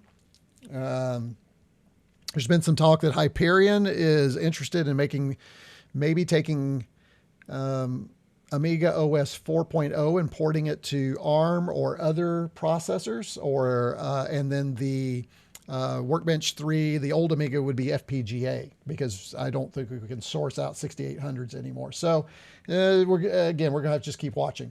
Mike from Colanto is in talks with Perry at Commodore. Yes, that's right. Yes, I do remember that. My guess is no, but I believe they will get a partnership worked out to produce the Commodore branded Amiga, but who knows exactly. J-Dog. Is it J-Dog or just JDG? I kind of like J-Dog. Let's go J-Dog. Hope you don't mind that. That's fun. Jack Trammell said, we have to become the Japanese. There you go. Maybe, Taro. You might be right. Evil J has a Starlight C64C on order. Time permitting, could you say a word about the A600 and the Apollo OS? I cannot. I don't know anything about them, as you just learned. I have not done the video on my C6. Oh, I already did that one. Let's see. I ordered the Starlight and the beige. There you go.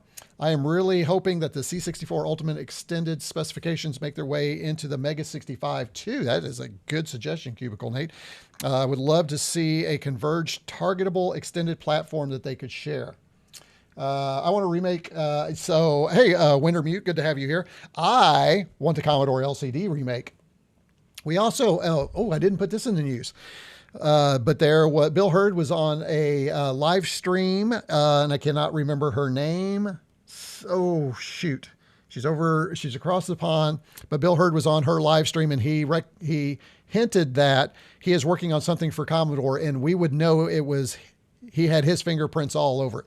So it could be a Commodore LCD. It could be a +4. Probably a Commodore 128. Probably something around the 128, because that would be a Bill Hurd thing. And Bill has not responded to Sakaya. There you go. That's the one. Yep, Paul, good catch. Bill has not responded to us in the Discord. He's not been on Discord lately.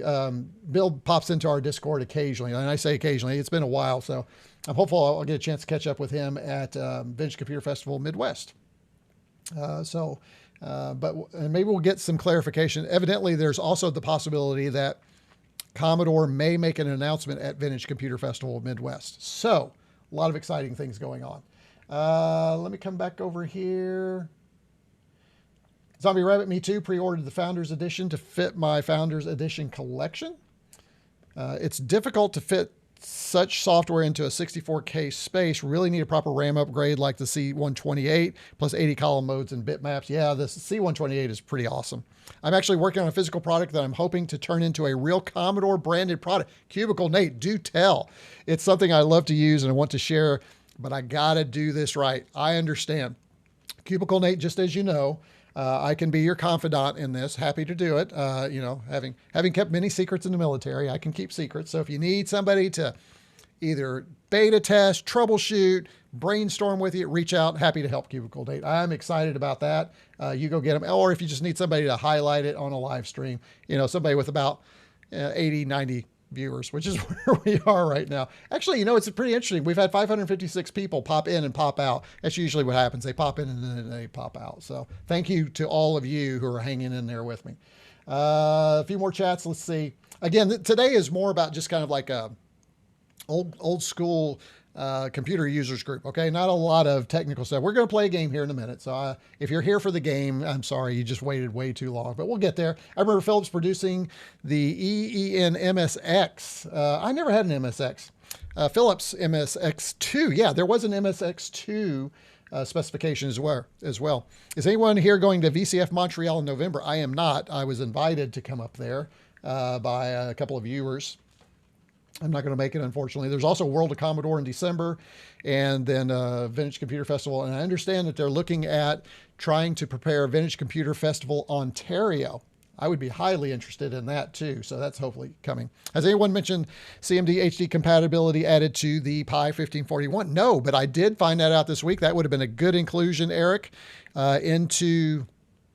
And welcome back, by the way. This is not your first live stream either. That would have been a great inclusion into the news for this week. Sorry I missed that. But yes, CMD HD compatibility is added to the Pi 1541. I learned about it through my Discord. One of our users, and I don't remember who the user was. Was it Beatles? I think it was Beatles. I believe it was Beatles who brought that to our attention. So very interested in that. And then that's really cool because if you like C64 OS by Greg up north in Canada, that'd be a great way to deploy that on your Commodore 64. It could be really interesting too with a TeensyROM Plus with a 512 RAM expansion. See how all this it just all comes together. Isn't it great? This is why I love our chat too. We learn so much. The fandom is so overwhelming. I almost bought a Breadbox C64 U Founders Edition just because, but then they announced the C64 C style when I was ready to order. It's what's on the inside that counts. Yeah, and if you're like me, you just order them both because you have no filter, no limits, I guess. Plus, I have to thank all of you because you all support the channel, and that helps me keep these things coming to you. Reload screen. Oh, no. Mr. Landfill, you're having some problems this day. Hopefully, everybody else is experiencing that. There we go. It'll look great next to my pre-ordered Founders Edition TAC 2. I'm looking forward to those. Yeah, it's amazing. I love joysticks. I've got the original Commodore joysticks. Yeah, they're both back there. Hold on.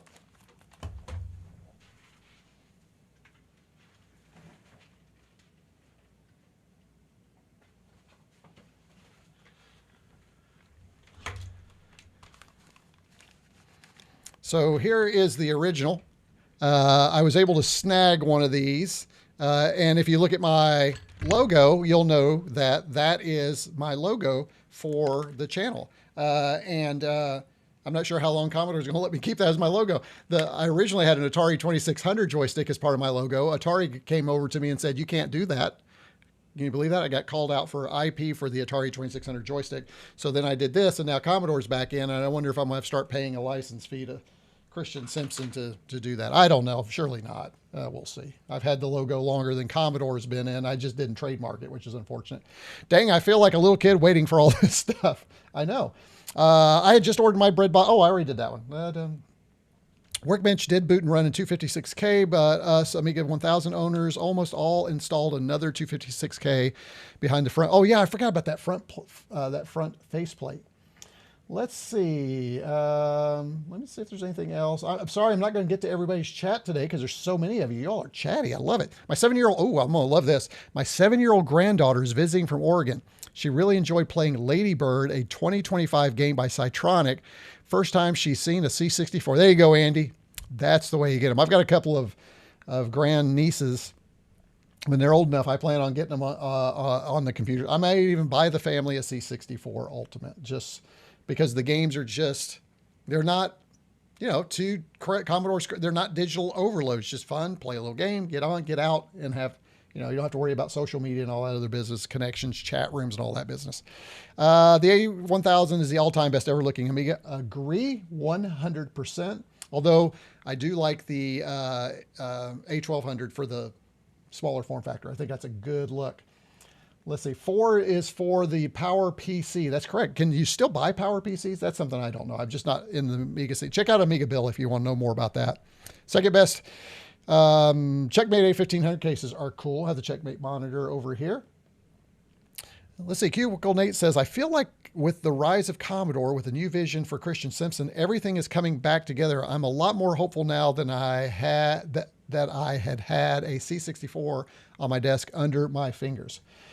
Yeah, I'm okay with the 8-bit stuff. I'm just not sure we're there yet for Amiga. I think it's going to take a little bit longer. I think we'll see something. I do. Cloato makes a great Bloody Mary. Nice, Kilroy. I haven't bought one yet, though, as I see Paul, probably a souped-up machine using the same basic hardware, but who knows? Okay. Gotcha. Java J says, for me, it comes down to success. If Commodore under Simpson brings about success and stirs up some energy, then that could bring Amiga to the table. Yeah, I think that's the hope. A lot of energy, a lot of excitement for the brand. They're not going to be able to do anything by themselves. They're going to need the Commodore brand to go with it, or nobody's really going to support it. And there you go, right? That's the hope. RetroCombs, there's a video out some time ago where Amiga Build does a fairly good job overview of the A600. I got to check that out. 3D printed case looks very solid. I'm going to have to scroll, guys. We'll be here all day if I do every chat, which I love. Thank you for that. I'm so glad so many of you are here. And joining us. So we're going to take a look and see who's here in just a minute. Here we go. Anyone planning to set up the C64 Ultimate in front of the TV in their living room on Christmas? No, but I should. And I should play all the Christmas demos. I think that would be great. That's a good recommendation. In case you don't know, it has been a tradition of mine, and I know some of you can't join. It has been a tradition of mine to do because we're getting close to the holidays. We're not super close, but we're thinking about them now, aren't we? It's been my tradition to do a Christmas Eve live stream. So hopefully you'll put that in your calendar. Whenever Christmas Eve is, just put it in your calendar. And a lot of times for my folks over the pond, it's they've got the kids in bed, the grandkids in bed, and they're just waiting for the next day, and they spend some time with me. It's generally early enough over here that maybe we get to it before all the evening festivities on Christmas Eve start. So it's generally a lot of fun. I usually have my Christmas stuff decorated a little bit, and we talk Christmas and memories and that type of thing. So mark your calendars now for the RetroCombs Christmas Eve live stream. This will be like the 4th one I think I've done. Yes, I've been streaming that long, and some of you are like, really? I didn't even know this guy was out there. Let's see. A Mega 65 is a massively extended version of the C65. It's so much better, right? And can run about 7 other cores, Mr. style. Yes, it's amazing. I've got a whole playlist of Mega 65 content. I'm proud to say this, I've produced more content on the Mega 65 on YouTube than anybody else. I've covered it all. And I've also got another series in my head. I just need time. I really need to retire from my paying gig. I've been dreaming of the Mega 65 since it was announced. Can't wait for all my new toys to arrive. And then finally, it has been reverse engineered from the remaining C65 prototypes that were found. There you go. Oh, I have to do this one from Stuart. Not thinking about Christmas yet. I know. It was way too soon. All right, here's what we're going to do now. Hey guys, I am super excited about this. I'm going to go into, this is where we go into, oh wait, I thought I had a thing here. There it is. This is what I like to call my call to action. All right, so here we go. I want to talk about a few things here. First of all, as we learned earlier, you can give a super chat and really support the channel. Again, much appreciated on that huge super chat we had earlier. And I am so bad. I'm trying to see if I could find it here and bring it back up. I should have queued it up. But one of the things I wanted you all to know is that you can support the channel, as some of you have already done with super chats, but you can also become a member of the channel. And all I want you to do is go down there below and look at those membership levels now, because we're going to do something fun. There's one membership level down there. It's called my executive producer level producer level. If you are executive producer and the producer, you get my new DiscMag, which is basically after every live stream, give me a couple of days, I package it all up, and everything I've talked about, software, all that is in a nice little file It's like an old school retro news magazine, like on a disc. It's like a DiscMag, only it's not on a disc. It comes in a zip file. So it's kind of cool. I obviously can't, it'd be hard for me to keep all this up, but so I used AI to kind of help me get it all started. And then I have to do some manual editing and things. So that's why it takes me a couple of days. I fix things. But if you come in at the producer or executive producer level, you get access to that, and you get access to it through my Discord. So it's super easy. You don't get it in your email or any of that business. You just go to my Discord. You can grab it at any time you want and download all the files. So if I have said that we're updating firmware, that firmware file will be in there.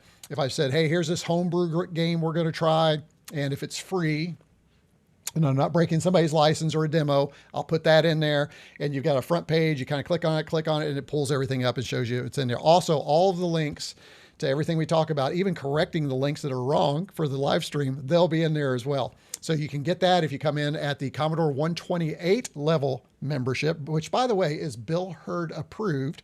I asked him. He said I could do that. So his name's on it. Or if you come in at the Mega 65 level. Mega 65 users are my executive producers.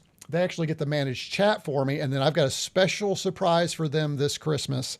I've been working with a developer in the community, and all my Mega 65 supporters, they get an annual Christmas gift. So I think I have a fun Christmas gift coming your way. I was a little disappointed with last year's Christmas gift. We've done, like, in the past, I've done, what are those things called?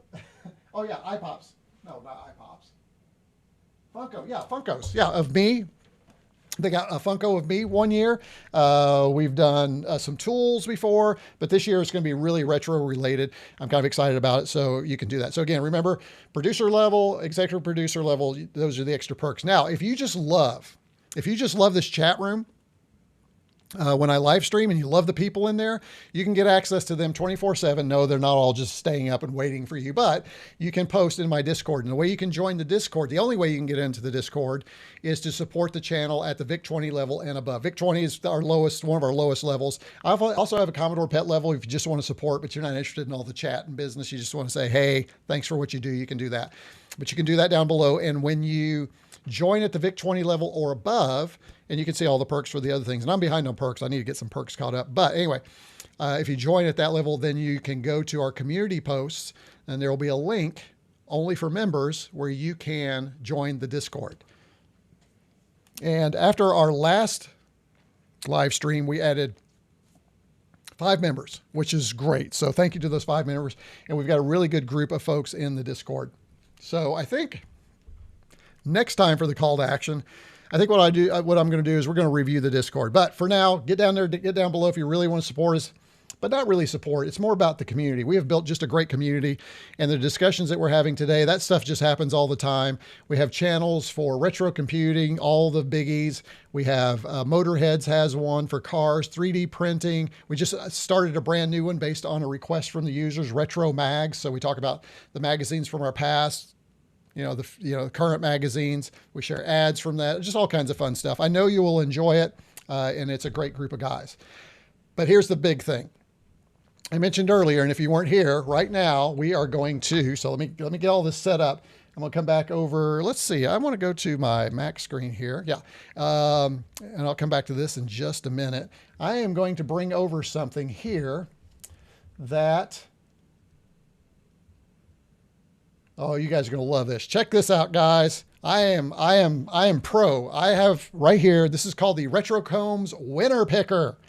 And so what I'm going to do is we're going to use this random RetroCombs Winner Picker created exclusively by me, for me, with the help of AI.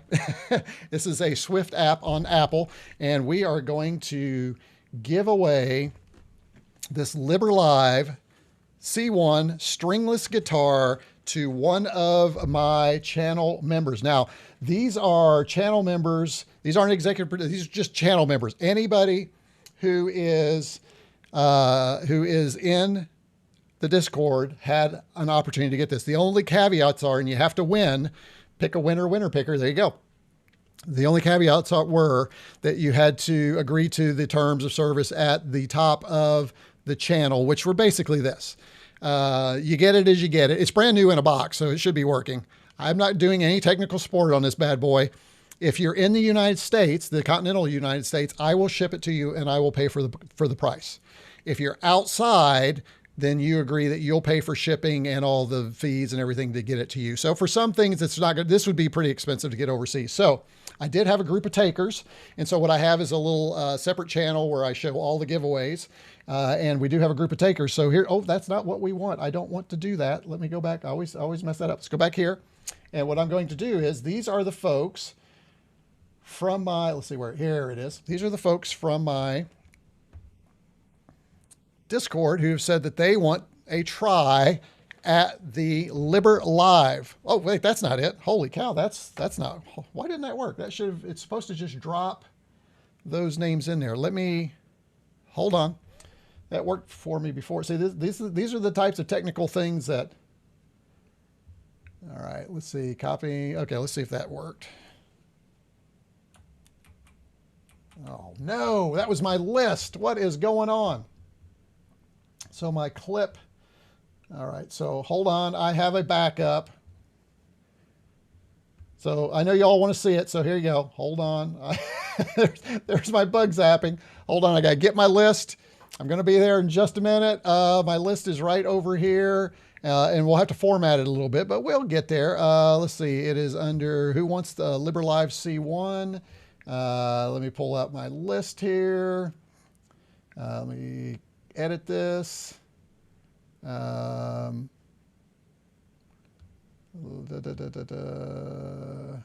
man, oh here, daggone it. I don't want to have to retype this list. I thought I had a plan. Let's try this one more time. Let's see. Gosh, what happened? Let's see. Where is? Oh, let me cancel this. That may be.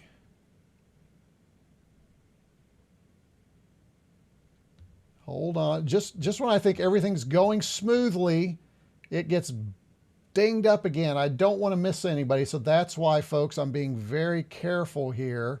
And for some reason, even the names in the thing aren't showing up. This is weird. Okay, so I think what we're going to do is I'm going to see if I can recreate this. So let me come back over here, and we're going to go ahead and put the names in manually. So let me get rid of the bug zapper thing here. So, okay, so here's who I have. We have 3vol J. Gosh, I hate that it's interesting. It's cutting. I have never seen this before in Discord. It's actually cutting the names off of the folks who I listed. I've never seen that. That is just the oddest thing. So let me see if I can recreate this. Let's see. That would be, let me cancel this. Maybe if I hover over them. Oh, it's, why is it doing that? Let's see. All right, it's Beatles. Oh, there we go. Oh, there you go. Thank you. Who is R. Sinlin? Thank you so much. That's great. Okay, so let's do that. You just put that in there for me. So thank you. We'll say Beatles. 2001. I don't have to put the whole thing. We'll do Java J. We will do Slow Funk. You guys are the best. And Zulu. We'll just do Zulu and then Ernst. There we go. There's our group. All right, you guys ready? All right, here we go. Now this gets. Let's verify. Evil J, Beatles. Here we go. Java J. Yep. Slow Funk. Yep. Got it. Zulu. And what else we got here? And Ernst. Okay, here we go. Get ready, folks, and hopefully let me make sure and crank up the sound here. It should be volume. All right, so I'm going to press a winner. Now, what this is going to do, the RetroCombs winner picker, what it's going to do is it's going to first of all randomize all the names. And then it's going to pick a random number from the randomized name. So it doesn't matter how I type it in. Evil J doesn't have, and he doesn't have any advantage because I put it in first. So I made sure to check the logic so that it randomized the names and then picked at random. Okay, so here we go. 5. Well, let's see. Are anybody excited? Anybody excited? A drum roll. Taro wants a drum roll. Spin the wheel. All right, here we go. In 5, 4, 3, 2, 1. Winner, winner, chicken dinner.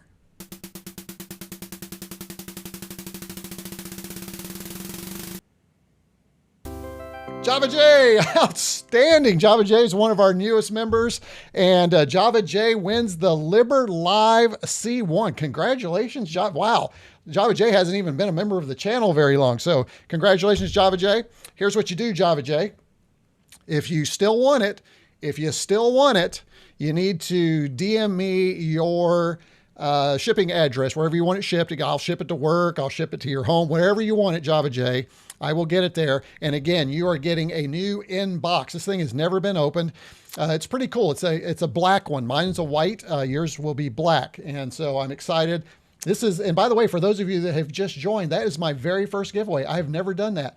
And you know, I see why Oprah always enjoyed giving things away. It is a lot of fun. Sorry for the hiccups, but it was my first one. So hopefully you have, you know, a little patience with me. I'm thrilled to say though, for folks in my channel, again, I've got more coming.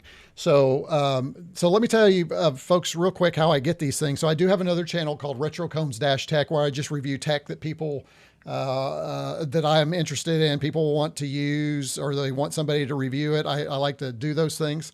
Oh, sure, Harold, I'll do that while I'm talking about it. But I have someone who's graciously said, I told them what I like to do, and they said, well, what if I just send you 4 of them?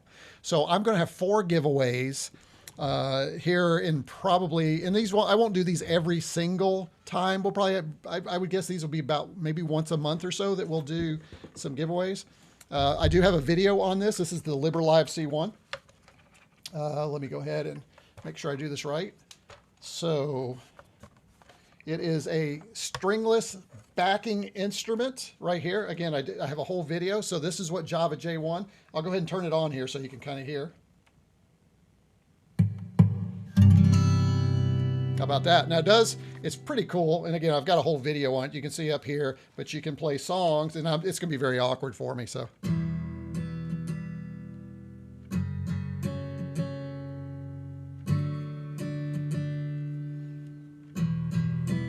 And then this one does something different. And then there's a little strumming here. Oh, I don't have it set. That's right. But you can also do, let's see if I can.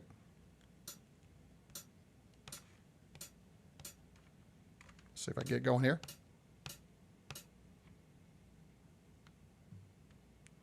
Well, why don't I? There we go.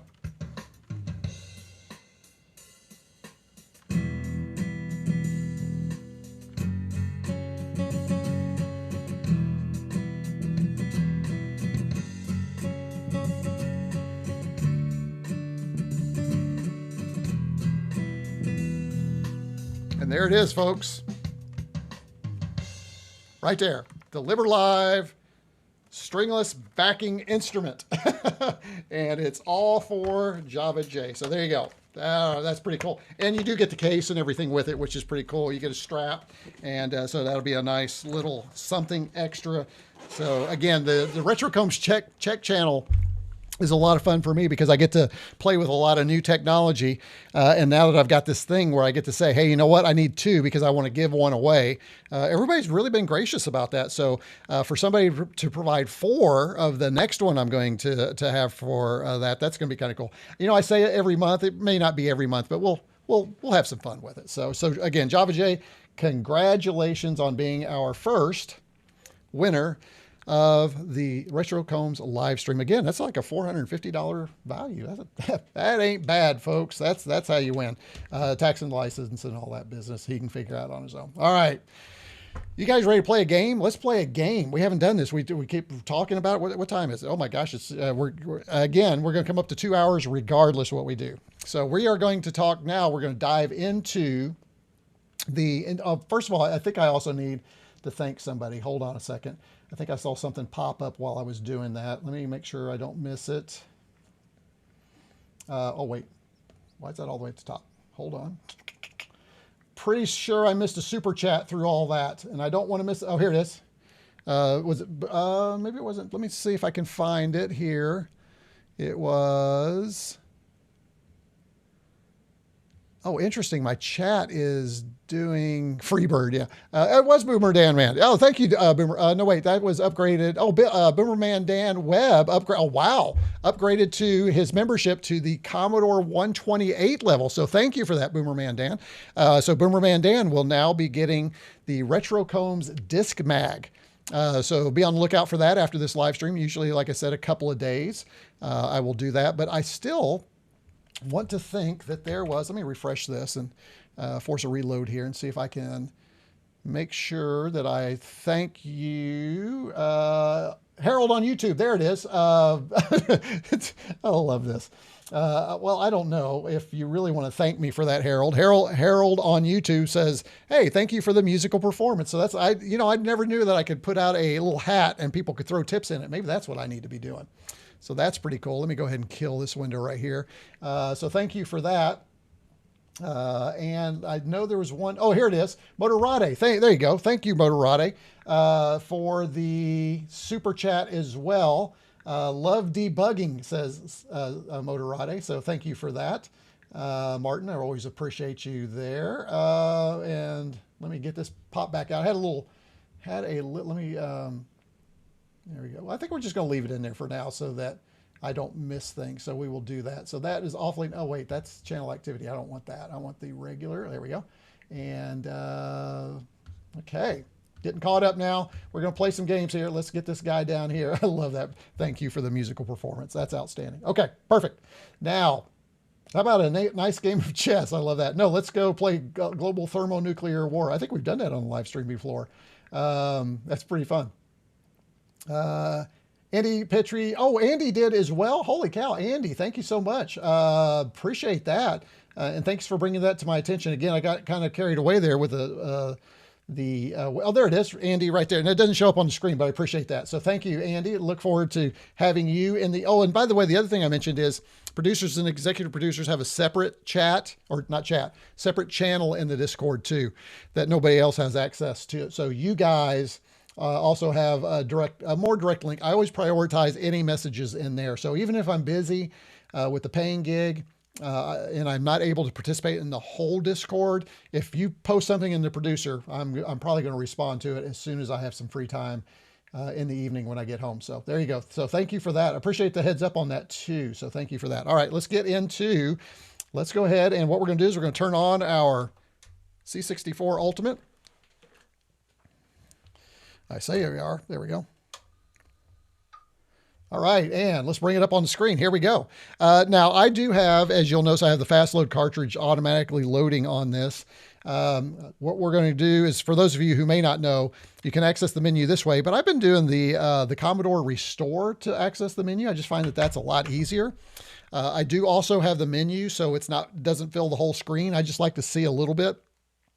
Now, maybe for a live stream, it would be better if it were full screen, but I've just got it kind of down in the lower right-hand corner.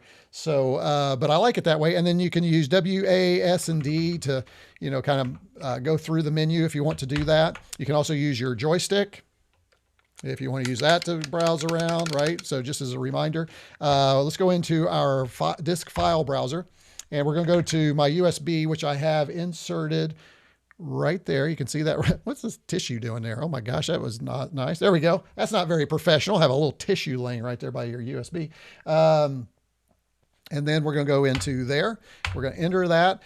And then I'm going to come down here and go to Wolf. And I've got a couple of games in this Wolf directory, so we'll enter that.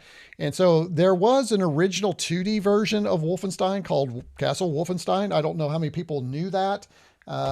It's not great. I'm not going to lie. We are going to load it, and we're going to spend like absolutely no time with it, but I did want you to see it just for historical reasons.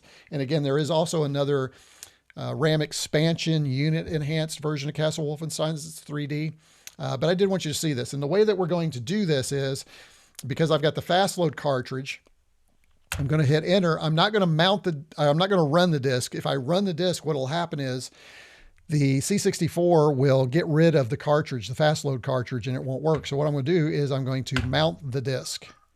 Okay, so now it's mounted. Now what I can do, since I have fast load cartridge, I can hit shift and run stop, and that's automatically going to load the first title. That's the load, asterisk 8,1 kind of business. And there you go. So it's going to take a little bit of time to get us going.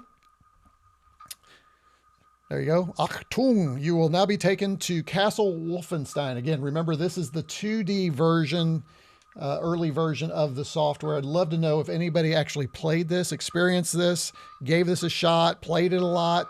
I have yet to figure this thing out. I do like the home screen. I will say that that's pretty cool. So press return to begin, but this is by Silas S. Warner. This is 1983. This is the year I graduated. Holy cow. And for some reason, I never ran into this. It is Muse Software, who did a lot of really good stuff back in the day. Let's go ahead and hit return. And I think you can hear the disc sounds coming from my C64U. Now this says, what controls do you want to use? Do you want to use keyboard or joystick?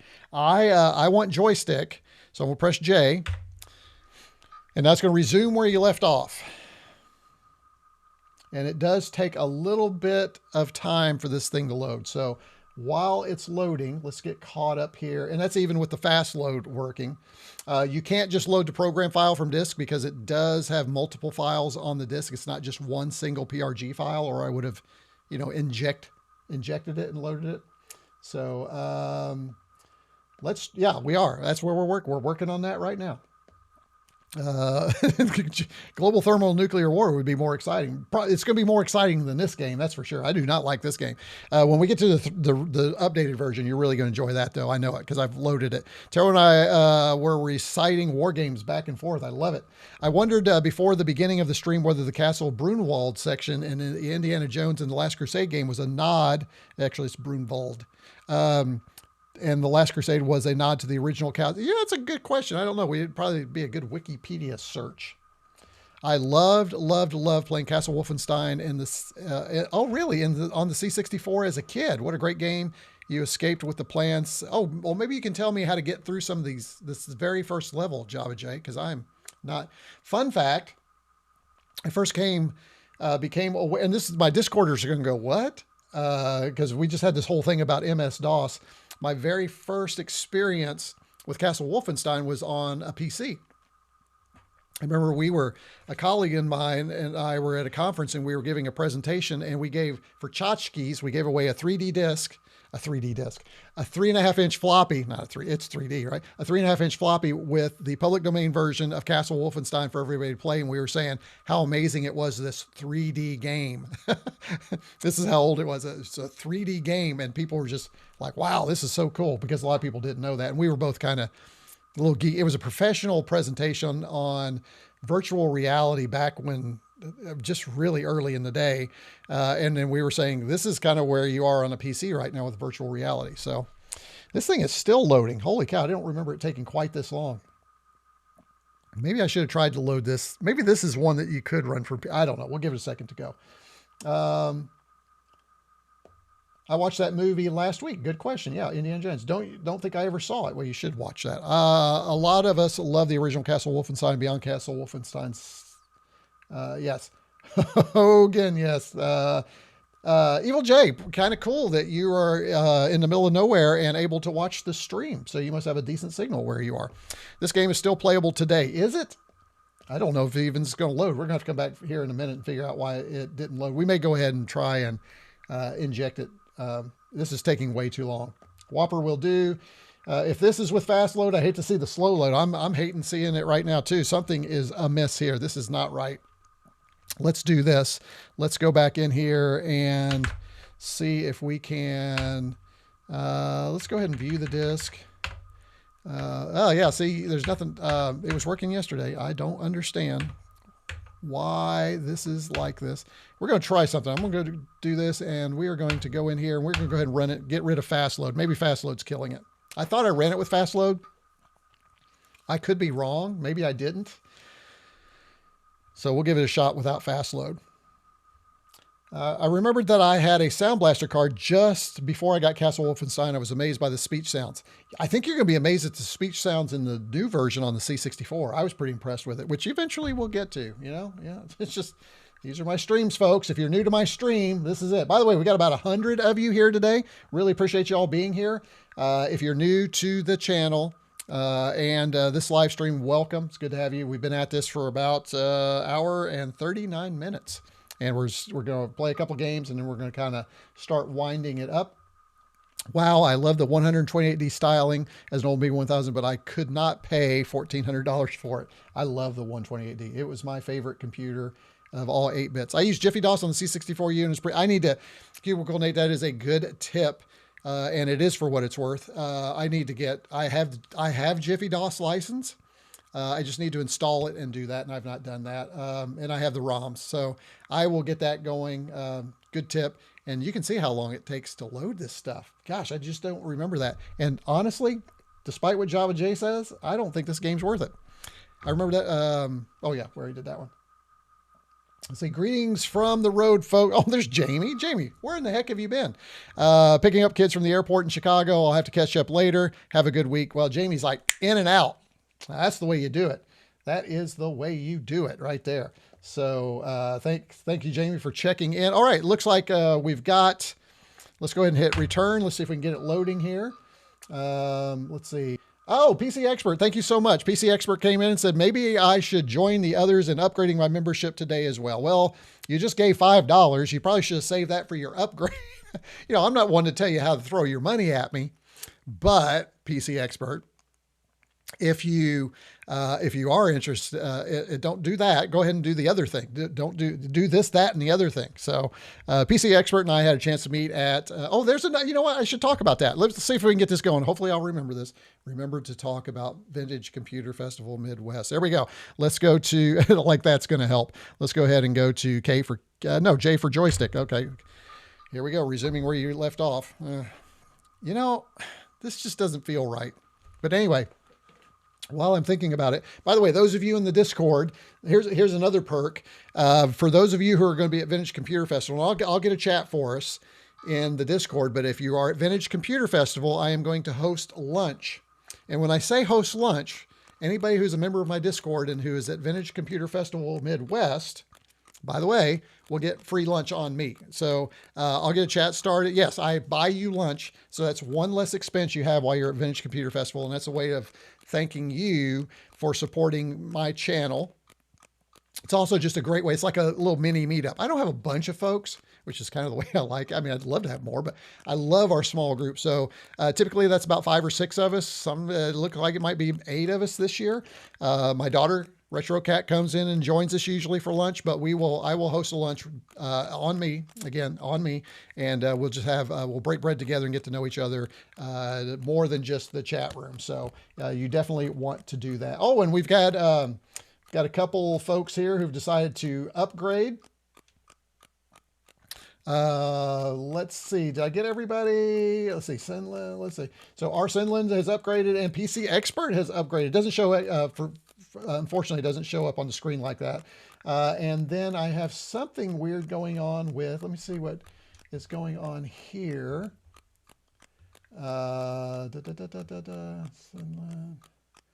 So I think that's a membership. So thank you for that. It's hard to tell from that. So that's great. And handmade PBJ. Jamie, don't give my secret away, man. Don't give my secret away. Yeah, I pass out a peanut butter and jelly. Now, if you need a cheese sandwich, I can make an accommodation for that too. If you, yeah, it sure was fun last year, Phil. So good to have you there.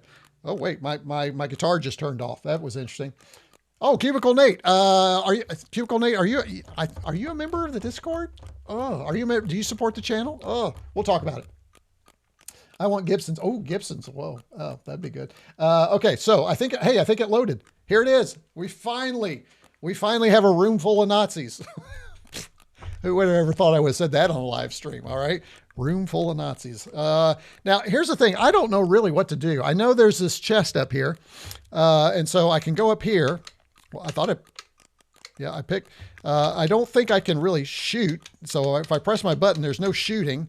So I'm going to go up here, and every time I hit this thing, that happens and I'm dead. And it says they got you. So Java J, I need your help. What the heck? Every time I do this, I can't figure out what I am supposed to be doing. It is really weird.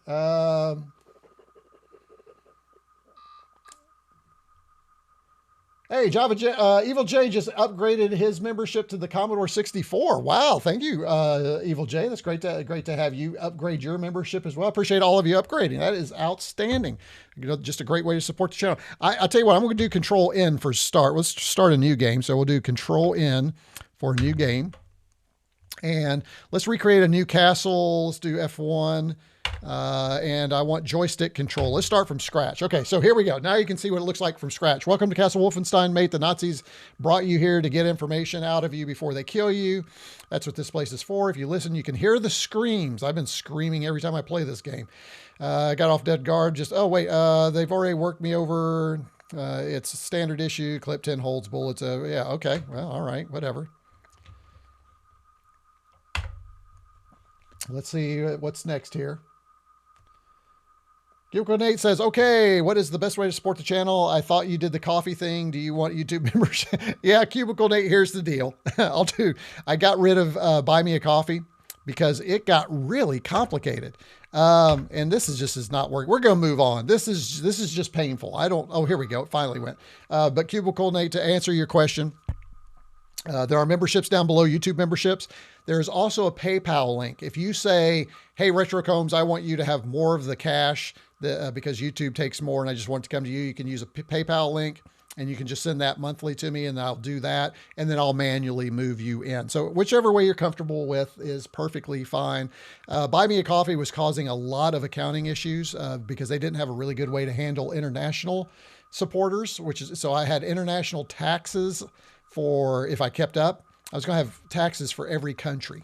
YouTube takes care of all that for me. I don't have to, so it's worth it for me for them to do that. But again, you can do PayPal direct. There's a link for that too if you want to do that.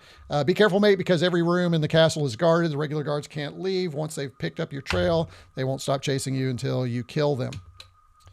And this is painful. Keyboard is probably a better way to play, but I don't remember the keys. Why is it taking so long to go from screen to screen? This is horrible. At this point, I just want to play the real version. Oh, and by the way, speaking of the keyboard, we will be using the keyboard for the newest version because you have to have a way to go left, right. And so it's WASD and I think J and L or something like that. So, yeah, I agree. I think it's hopeless. Ugh. I have hit everything and I cannot get off of these stupid screens. It loads them and then it just takes forever to load the next one. I think we have, okay, vote in chat. Move on. Give me a thumbs up if we should just move on. This is just painful, I think. What do you guys think? I would not again, Java J, I will go back in and see if I can find why you thought this was a great game. There probably is something in there. Move on. Thank you, Zombie Rabbit. Move on. There we go. Oh, and then here's another screen. So I'll hit all the buttons again because I have no earthly idea. Battle plans for opera are hidden somewhere in the castle. I'm sure you know. This is just painful. The game is generating the castle during the titles, but by all means you can move on, says Java J. Okay, we'll give one more screen. One more screen. Okay, we're in. All right, here we go. So what am I supposed to do here? So I can't shoot because so there's no shooting because I don't have any bullets. So I'm going to have to get down there and go to that chest, I think. Oh, he just fired at me. He just caught me. Now, see, this is crazy talk. Spacebar.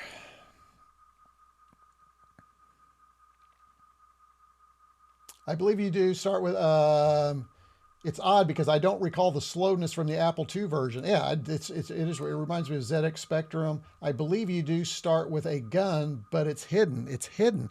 Let's, keyboard. What do you do? Oh man, that was the wrong thing. All right, we're out of here. Guys, I am out of here. This is not good. All right, here we go. We are just going to go up here. We're going to come down here and we are going to, mount the disc. And then I am going to come over here, hit F1, and I am going to let's power reset. Let's reset the C64. There we go. All right. And I think just to make sure, let's go ahead and mount this disc. And there we go. Let's do run stop. Okay, let's get to the real thing. Let's get to the thing we've been waiting for, I'm sorry, folks, but an hour and 50 minutes. That's horrible. Already, look how much better this is. This is pretty incredible. And then we'll play a little bit of this and then we'll get back to chat and finalize things and we'll get you guys out of here. And I need to go for a run. I'm actually in my running clothes. I'm looking forward to getting out of here and going for a run, especially after this live stream. But you guys have been fabulous, which I really appreciate. Okay, so you have new game. You also have sound. Now, this thing doesn't work. You can just go ahead and put this away. So it's WASD. So you can see my WASD controls here for those of you, just reminding you, WASD, and I believe it's J and L is going to be left and right if I remember from trying this, okay? So let's just take a look at a few things before we play a game. You can see here that you can choose sounds. Here's your sound effects. Let's go ahead and go back. You do have controls here. And here is your list again: forward, backward, strafe left, strafe right, turn left, turn. So you can see we got some things. Your changing of weapons, and then spacebar is your fire. So more naturally, probably your thumb is going to be your fire while you're doing these other things. So you got a lot to do here with your fingers. Your fingers are going to be busy playing this game. So go ahead and go back. There is a read this. Let's go ahead and take a look at that. And you can see how fast this loads using the fast load cartridge. You're standing over the body of the guard, grabbing frantically for his gun. You're not sure if there are other guards. So it's very similar to the 2D version that we just read. Let's go ahead and go back. Let's go back weeks ago. Only you know where the plans are kept. Good luck. And then, of course, you have some credits, and then we can quit. But what we want to do is we want the new game. And what I love about this is we get the which episode to play: Escape from Wolfenstein, Operation Eisenfaust, and so on and so forth. Now, this is the demo version. You can purchase this to get these other areas, so these other levels. But we are going to start with Escape from Wolfenstein. And I love that it keeps the old names. Can I play Daddy? Don't hurt me. Bring them on. I am Death Incarnate. We're going to say, I want to see some folks. And when I say folks, I mean Nazis to shoot. So let's say Don't Hurt Me. Let's start with that one. And I'm sure I'm going to die quickly. I think you can hear the sound, though. It's pretty good. I'll shut up now so you can hear it.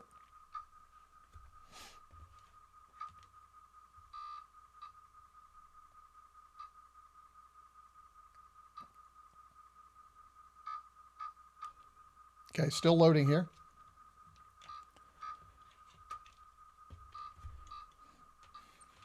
It's a lot. Now, again, this is running on, nothing has been changed on the C64 Ultimate. So this is just as if you were running it on a stock C64. Again, I think it would be interesting for us to change the frequency, the clock speed. We might give that a shot in a minute. We just got to get loaded first. Let's see. Maybe CW has fast load, making it slower. Could be, yeah. But I thought I disabled that. So, wow, that screen is reminiscent. It's 3D. So check it out. So you can see here, it is chunky. Obviously, we should expect chunky from our Commodore 64. We shouldn't expect. So, but check out the frame rates are not bad. Check this out. Not bad. You can see that here. So going left and right. I can move forward here. And we can open the door. And let's kind of look around here. And I think you probably heard the door. You can see our little menu up at the top. Let's see what we have here. Let's explore this place. And I am not making a map as I go. So, you know, we're just going to hopefully find something. Here, let me just show you what the gun sounds like. We can change our weapons. We can go to our knife here. And here is our pistol. We don't have 3 and 4 because we haven't found those yet. So let's see. Let's hopefully we can find somebody to shoot so you can see what that's like. We're just going to keep going deep, folks. We're going to go deep into the castle. There we go. I'm hiding behind the door if you can't tell. Oh, I got him. Oh, don't shoot again. I did shoot him. So you can see the adversaries are very chunky, but it is still pretty impressive and it is playable. That's what's amazing. I mean, I can tell what's going on here. Is that the same door? Let's see. Yeah, I think I was. Oh, what's this over here? So I'm looking now for, can I pick? Let's see what happens here. There we go. We just picked up something there. I would assume it was some ammo. Here's another. Oh, this is interesting. Oh, look at that. So here's some wall art. I think that's kind of cool. Look at that. And then we have these like little lamps or statues here. I don't think that's anything to pick up. Looks like we can go right through them, which is interesting. Let's go through this big door. Usually when you have two marquees like that, there's something on the other side. This could get busy, folks. I'm going to get ready, and they usually are protecting something on the other side here. You can see over here some, looks like pictures of the Fuhrer right there. Yeah, got his little Hitler mustache going on. Take him out if we could ever find him. Let's see. Uh-oh, somebody's shooting. Somebody's shooting. Oh, there's bullets. Let's grab those. And let's turn around here and see what's going on. There we go. Got him. Okay. And then we'll go over here and pick this up. So while I play a little bit more, tell me what you think. What do you guys think? Is this playable? What do you think? Oh, I think I need a key there. Oh, wow. We found all kinds of stuff. So there's some health. There we go. Got some bullets or ammo. Yeah, that was a good room right there. So, and then you can see we can kind of chunk around here. Let's see if there's anything around. Here's some more stuff here. I was looking, oh, we're on our machine gun. Oh, we actually have a machine gun now. I don't know when that changed. Let's see. Yep. So let's see what the machine gun sounds like. You ready? Oh, like it. I just blew, what, 10 rounds of ammo? That's not good. But we do have the machine gun. We'll do a little bit more here. And again, put your comments in chat. Let me know what you think. I'll come back to it and we'll see. But this is fun. This is very playable, folks. Yeah, I got him. Okay. Oh, wait, somebody else. Where is he? I thought somebody else was firing at me. Maybe not. It is sometimes hard to tell. Let's see if we can grab some things here. Okay, got some ammo. It looks like there's some ammo there. No, what is that? I don't know what that is. I thought that was ammo, but these things sticking up here, I'm not sure what those are. There's the dead body. Maybe, I'm not sure. And then we'll go maybe one more here and see what we have in here. Yeah, nothing in here, just a room. All right, so folks, there you go. There is, I'm curious, what do you think about Castle Wolfenstein for the Commodore 64? Let's go in here. I'm going to get rid of these and just see what you guys think about that. That's actually, you know, had we had that back in the day, I think that would have sparked a whole series of first-person shooters for us on the C64. I know I would have enjoyed the heck. I can already tell I enjoy playing that, and it's so reminiscent of the PC version. Now it is chunkier for sure, now I just want to see somebody port that to the Mega 65. I would love to see that ported to the Mega 65 with the 65. Well, you know what? Hold on. Let's do this first. Let me check on chat here.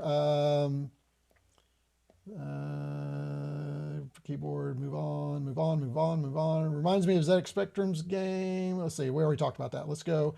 It's a treasure adventure game, sort of like, from what I'm reading, the original needs write access to the cracked version of the disc or it breaks. Oh, James, that could be it. Maybe you're right. Okay. Back for the 2D version we were playing. Must be possible to disable the literal 15. Yeah, we talked about that. I know this on 64K. That is what's amazing. I'm impressed. 8-bit 3D Wolfenstein. Yep, I had an email exchange going on with Steve not long ago. Great guy, the writer of this. Surprised they didn't use sprites for the objects rather than rendering them in text. Yeah, I'm interested. What is sprite and what is not? That's interesting. Prefast redraw routine. They kept the ceiling floors plain for speed. Yeah, they weren't going to add any more complication. For that, for sure. Cool. He worked on some of my faves. Mustache Man, that's him. Yeah, it'll probably take down my thing because I said Hitler. Playable, yes, seems to mirror the maps from the original. Frame rate is good. Is it important? No, I don't believe so. I believe this is a complete rewrite. I'm hoping that the 128 megabytes of RAM network, 64 megahertz, that people will come up with some amazing new games. Yeah, the problem, that's all good, but there's no way to get rid of that chunkiness, though. Maybe with some sprite work, we can make that a little bit better. And I believe there's some further development on this. Blue key. Oh, that's what I got. The blue key. Thank you. C64U and turbo. It's in 1 megahertz. I have not turboed it. So we're going to try that here in just a minute, though. We're going to see what happens when it could break it. Just to be clear, it could break it. And I have the beholder type engine would make sense for Wolf 3D and 64. I think that it is pretty cool. I am impressed by it. I would like to see a C64U extended platform capability with it, says Cubicle Nate. Can you increase the CPU? That's what we're going to do. We're going to see what happens here in just a minute. Yes, it is. Yes, if I can remember the menu on the C64U. Yes, it's a stock C64 game. If you were using C64U, you could produce something much better looking. Maybe, really? Maybe. Yeah, okay, maybe. I'll give you that. And I think that's where the earlier news article that we talked about Christian Simpson wanting to support indie developers or new games. That's where Commodore could come in, and maybe the team can come together to do some really even more cool things with the Commodore 64. I bet we could sling some high-res graphics at 64 megahertz. We'll see. I would love to have a mega. Yes, exactly. Right. I think that's the dream. You can get rid of the chunkiness. It's rendering in text for speed, probably just updating the color map. Yeah, let's check. All right, let's go back in because a few of you have said it. Let me get my headphones back on. Probably should not have taken them off, right? That was kind of crazy that I did that, but I just don't like them. I'm trying to figure out a way I can get some speakers here where that doesn't mess up, and I think I have a solution. So it requires a little bit of an upgrade to the studio. So, but we're gonna work. Okay, so let's do this right here. Let's see if we can. Now, if I can find out where is it under F1? Configuration, is that where? No, that's all. That is all. Let's go back here. Let's see. Is it memory and ROMs? Is that where we changed? Oh, wait, did I see turbo? Hold on. Let me go back. I think I saw turbo. Turbo boost. There we go. Turbo control. Here we go. CPU. Okay, so here's what we're going to do. We're going to try it. We're going to take it up slowly.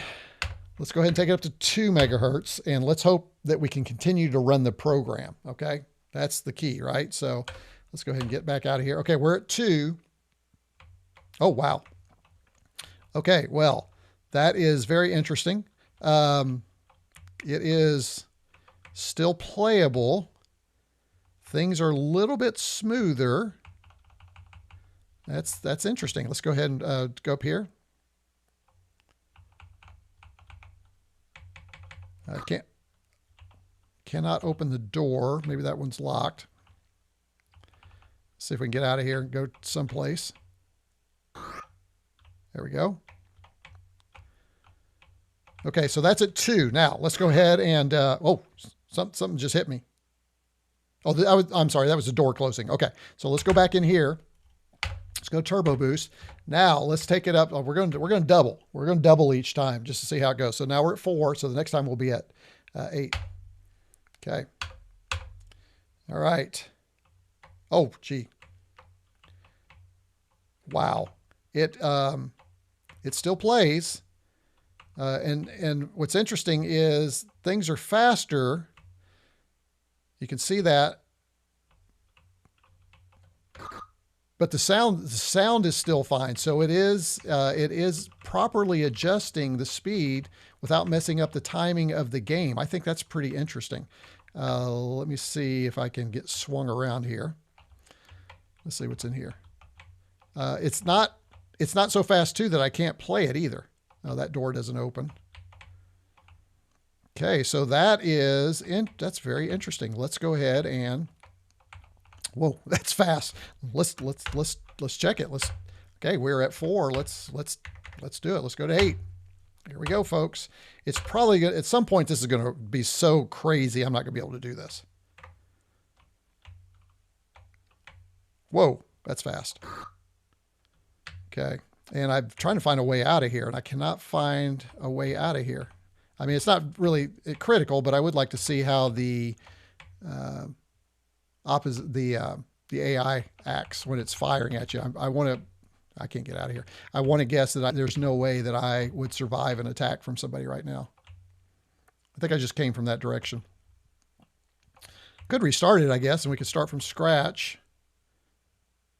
Yeah, none of the doors are opening. Let's, can I don't know if, yeah, there's no way to go back, I don't think. Let's go ahead. All right, we're going to go ahead and kick it up. We're at 8. Let's go to 16.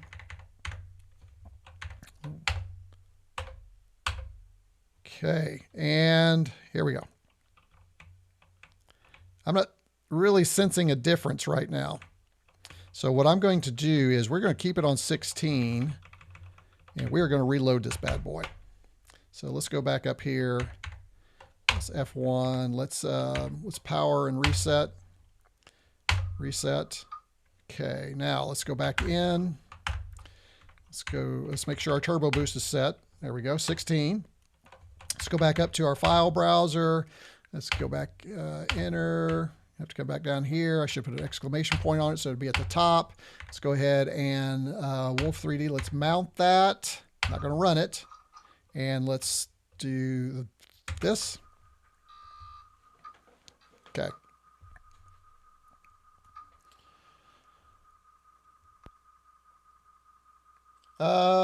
Barry Walker says, as far as I understand, only the 6510 runs at a faster speed. The VIC can only run at 1 megahertz. That could be true. Let's go back in here to new game.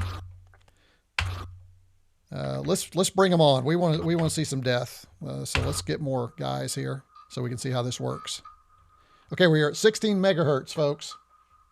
16 megahertz. We're loading it up right now. You could use MCM and it would probably improve the looks quite a bit, but that's asking a fair bit of a 1C. But if we can crank it up to 16, right? The first thing I would do is add a sprite multiplexer. Do ceiling fixtures as sprites, sprites for door locks. Oh, that could be really cool. Sprites for the occasional lines and cracks in the floor would be really cool. Absolutely. Speed is probably controlled using the timers. Yeah. Yeah, good point, Paul. You might have something, or maybe timers in there that are just keeping everything consistent. Hey, what is the key combo for the OCD menu? Hit Commodore and restore. So it's this right here. So just hit Commodore and restore. Use WASD and you can control everything without needing all this other business. So, hey, you got some value out of your membership today. There you go, Cubicle Nate. Oh, Marcus told you to. There. Either way, you got some value. All right, let's go back in here. Okay. Now we are at 16, so let's see if there's anything different that we notice. Yeah, I think you're right. I think we have pretty much exhausted. Although this is interesting, I can't open the door. There's no door opening. Is there another door somewhere? Oh, interesting, folks. I don't know if we have broken something. Or do I need a key? Is there a key somewhere? No. This is not letting me even get out of the very first room. Making sure. Yeah, it's not even letting me get out of the very first room. So I don't know if changing the speed broke some logic, or is something happening that's not letting it open? Thoughts in chat. Why can't I play this game anymore? Oh, that is odd. Well, just out of curiosity, let's check it out. Let's go back to our turbo boost. Let's go back in here to 1 megahertz. Let's see if that fixes it. That fixed it. Oh, look at that. Very interesting. If you are at 16, you can't move door. Maybe that's why I was stuck in that other area. I couldn't get out of there because it wasn't opening the doors. That was, whoa. Okay, so that's 1. I can open the door at 1.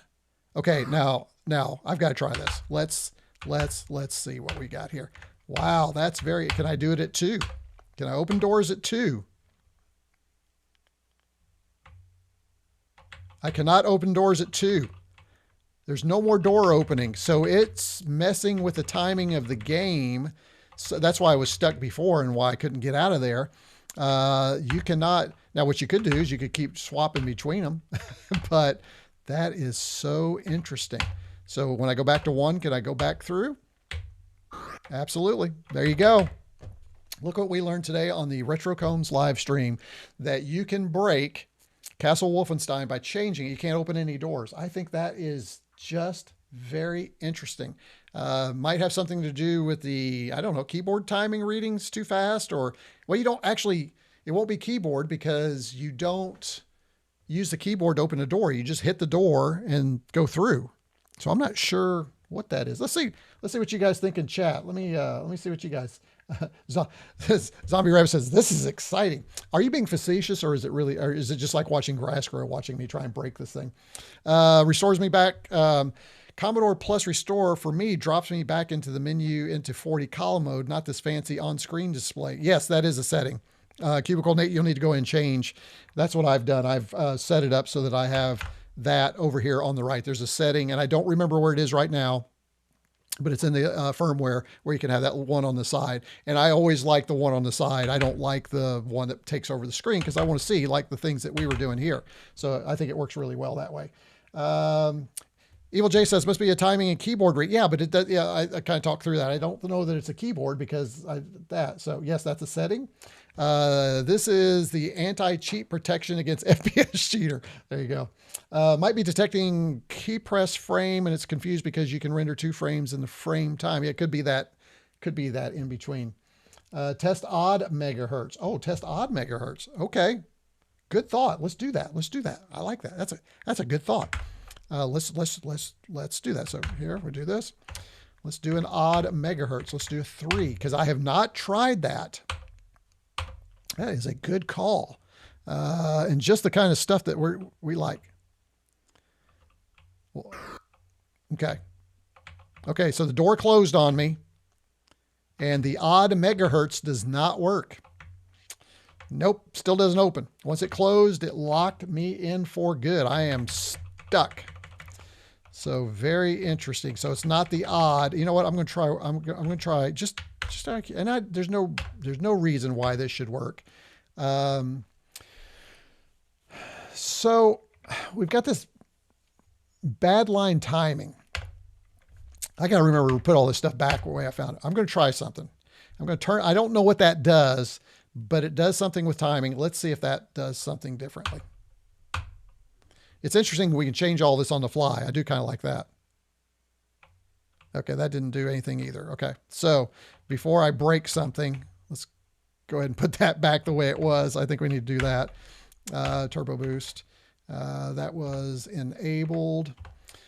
Super CPU detect. I don't have one of those. Now there's also this, oops, get out of there. There's also this turbo control. It's on manual right now. Could the C64U turbo registers help? I don't know. Evil J says bad line stuns the CPU so that the VIC can read RAM. Okay, good. So that would not do anything. Let's try. I'm just curious. Got to remember to change that back.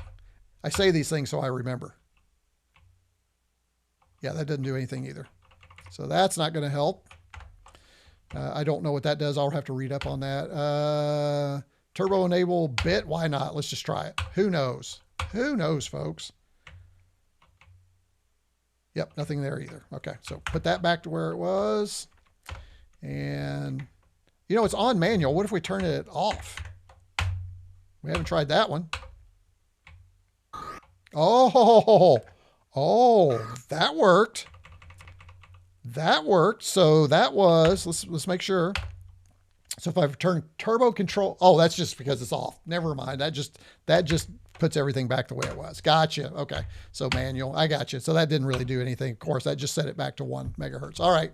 So there you go. That is it, guys. I think we have explored our Castle Wolfenstein enough here. So let's go ahead and check on, let's see. Yeah, user interface setting. Okay, I'm going to look through the settings. Maybe this game has an anti-cheat already bundled in. We talked about that. Okay, got it. I have the OCD on-screen display, but it slides my screen sideways. I think that's a setting too. Have to go. Hey, good to see you, Eddie Young. Thanks for the stream. See you next time too. Funny how the timing is important. Yep. Bad line. Oh, we talked about that. The turbo registers allows programs to control the speed. Oh, that's interesting. Hey, Mashmi, good to have you here. It seems there is a new version out with mouse support already. Gosh, I just downloaded this thing yesterday. I have to check that out. Mouse support would be brilliant. I'd love to try that. It's slightly surprising. I'd have thought it was a model view, so the rendering should be irrelevant, but it clearly isn't. That's right. We simply need a walkthrough doors cheat. You can get it on the community. Yeah, that'll be coming.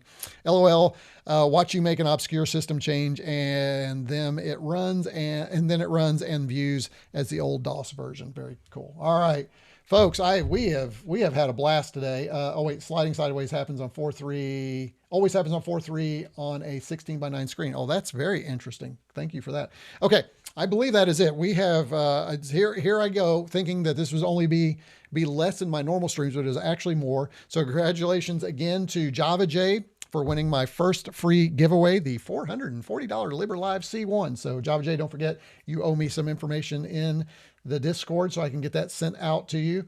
Selfishly, I was hoping somebody like, not to diminish this Java J, this is just the way I think. I was like, boy, I sure hope Evil J wins, because I can just take it up to Vintage Computer Festival Midwest and just hand it to him, or Phil or so. But I'm just kidding, but it would have made things easier. But we will get that sent out to you once I get that. And also, we've just had so many great folks support the channel. Let me see what we had here. We've had, I think there's a way. Let's see. Can I see what there were some amazing totals today. Let me see if I can pull that up. I think we're up. Yeah, we had about $70 in super chats today. So thank you all for supporting the channel. That'll go a long way to helping offset the price of that Commodore callback that is on order. That is for sure. So thank you for that. And thank you to all the members too who upgraded your membership. Again, you'll get the DiscMag. I'll start working on that. I've got some extras I want to throw in there now based on what we've done today. And I usually get that out a couple of days after, depending on how the paying gig goes. If it's really busy, and it is going to be kind of busy this week, but I'll do my best to try and get that out to you. But you can also, when you join, since you've joined, you can go back and get the DiscMags 1 and 2, and you can see what we covered before. So hopefully you find value in that, more value coming, and more free giveaways. And I can't wait to tell the Discord the free giveaways I have coming up probably in about a month or so. And then again, for my executive producers, I just have a really fun gift for you. So that, I think, is it, folks. Let me make sure there's nothing left over in chat that I need to cover. Man, I need to upgrade my C64 mouse support. Yes, it says that, for mouse support in Vice, go to settings, input devices, turn off swap joystick, go to control port. That's a lot right there, but it is in there for markets. If you need it, you are very welcome. Okay, got it. Cool, man. I learn something every day. I do too. That's why I love doing these streams. I learn probably more than you all do. Rock on. Thanks again. Oh, rock on. You bet. So I need to, Cubicle Nate says, I can show you my prototype. Oh, there you go. I will see you there. Look forward to it, Cubicle Nate. That'll be fun. So I need an original. I think you do need an original mouse, or at least a mouster. Should get you going. Now there has been talk about the Commodore 64 being able to support a USB mouse. I have not tried that yet, but I think that support is either imminent or you can do it, but you have to tweak. I'm not sure. Good thing I didn't.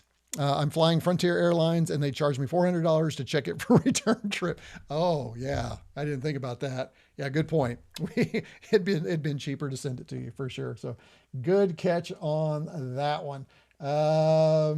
Let's see. Great. Let's see. If I won, I would have just given it to Jared. There you go. Great show as always. Well, thank you, PC Expert. See you in a month or less than a month. Enjoy the stream. Good show. Thank you, Fred. C64 does support USB mouse. Yeah, I got to figure that out.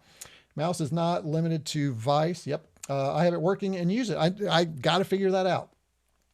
Be safe. Says Cubicle Nate. One last thing. How can one join you on Discord? I missed that. How did you miss that? I did a whole 20 minutes on that.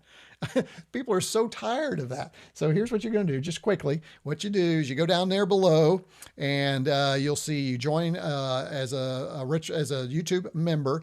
If you don't want to join YouTube as a member and you don't want to give them your credit card information, I'd also have a PayPal link down below. You can send me PayPal, set that up monthly, and you can do it that way. But come in at the Commodore VIC 20 level, and that'll get you in the Discord, okay? So Commodore VIC 20, don't come in at the PET. PET is just for people who just want to say, hey, thank you, and get in, get out. But the coming in at the VIC 20 level will get you into the Discord. Then what you do after you join at the Commodore VIC 20 level, you'll get a little notification that says you did. Go to the community post, and there's a community post only for members that has the link to the Discord. If for some reason you get in there and that Discord link does not work, DM me at RetroCombs on the Discord, or you can send me an email, RetroCombs@icloud.com, and I'll get you in. We'll get you in. Just keep pounding, but it should be just a simple click and you're in, and there'll be a lot of folks there ready to greet you when you get there. And again, this chat room, that if you love this chat room, it just happens there all the time. It is a great group of folks. So love my Discord folks and all my supporters. It's just so much fun. I have it working and use it. Be safe. Oh, let's see. Cubicle Nate. You can show a friend too, right, buddy? Pal, brother, LOL. Yeah, Evil J trying to get some, we'll have to see there, Evil J. I don't know. Do you think we can trust you? I mean, I don't know. Well, let's see. Certainly, it's a great show. Thank you very much. Awesome stream. Have a great rest of the day. I will. I'm going to go for the run. I really need that. Great show. J-Dog is fine. All right, J-Dog. I love it. J-Dog, see you next time. I am Display Boy, so I came right to the, sorry. But don't forget, you can go back and you can catch up. And the great thing is you'll be able to scrub through it. Just don't lose the link, because as soon as this goes down, just as a reminder for everybody, as soon as the stream's over, it goes away for a while. Then I let YouTube process it. I usually cut and trim some things off the front and back, although I may not this time, because I kind of like the way the intro worked this time. And then you can watch it, and I'll have chapter markers and all those other fun things. So you get a lot of people view afterwards. So we have 3 J's. We have way too many J's. A bunch of J's. Evil J, it is a semi-rough prototype, but it is 100% usable. It needs electronics refinement to be a real product. You should talk to Evil J. Evil J's got some skills, Cubicle Nate. This is interesting too, because I've always talked about one of the things I wanted to do, and I said this, maybe it was the Discord or during a live stream. We've got so much knowledge in the Discord. We need to come up with a product. We need to come up with something that's cool and say, this came out of this community for all of you. And who knows, Cubicle Nate, if we can help you in any way, we are going to do that. Although you've got more viewers than I have. You probably have the same kind of thing going on with your team. Thanks for explaining. Let's call it a day. And as always, this is the best place to be oh, thank you, Marcus. Appreciate you, man. Good friend. There are 4 J's. Oh, I got it. Good joke. Have a great time until next live stream. Belgium here for great fan. Oh, good. Excellent. Good to have you here from Belgium, B-Net. It's good to have you here. Show the map. Okay, I will do that. I'll do that at the end, and we will run the credits, okay, so we can see who all was here today. That'll be fun. Cubicle Nate, no worries. Not expecting a completed project. There you go. All right, we're going to pull up the map. We're going to roll the credits. And folks, that is it for, hey, let's do some music. Let's see if I can get some music going for you here. And I think I can do that. And you can watch the credits. We'll keep the chat open for just a few more minutes. And that is it for me. RetroCombs out. Thanks, everybody. This was a blast. I'll see you in hopefully 2 weeks. Bye.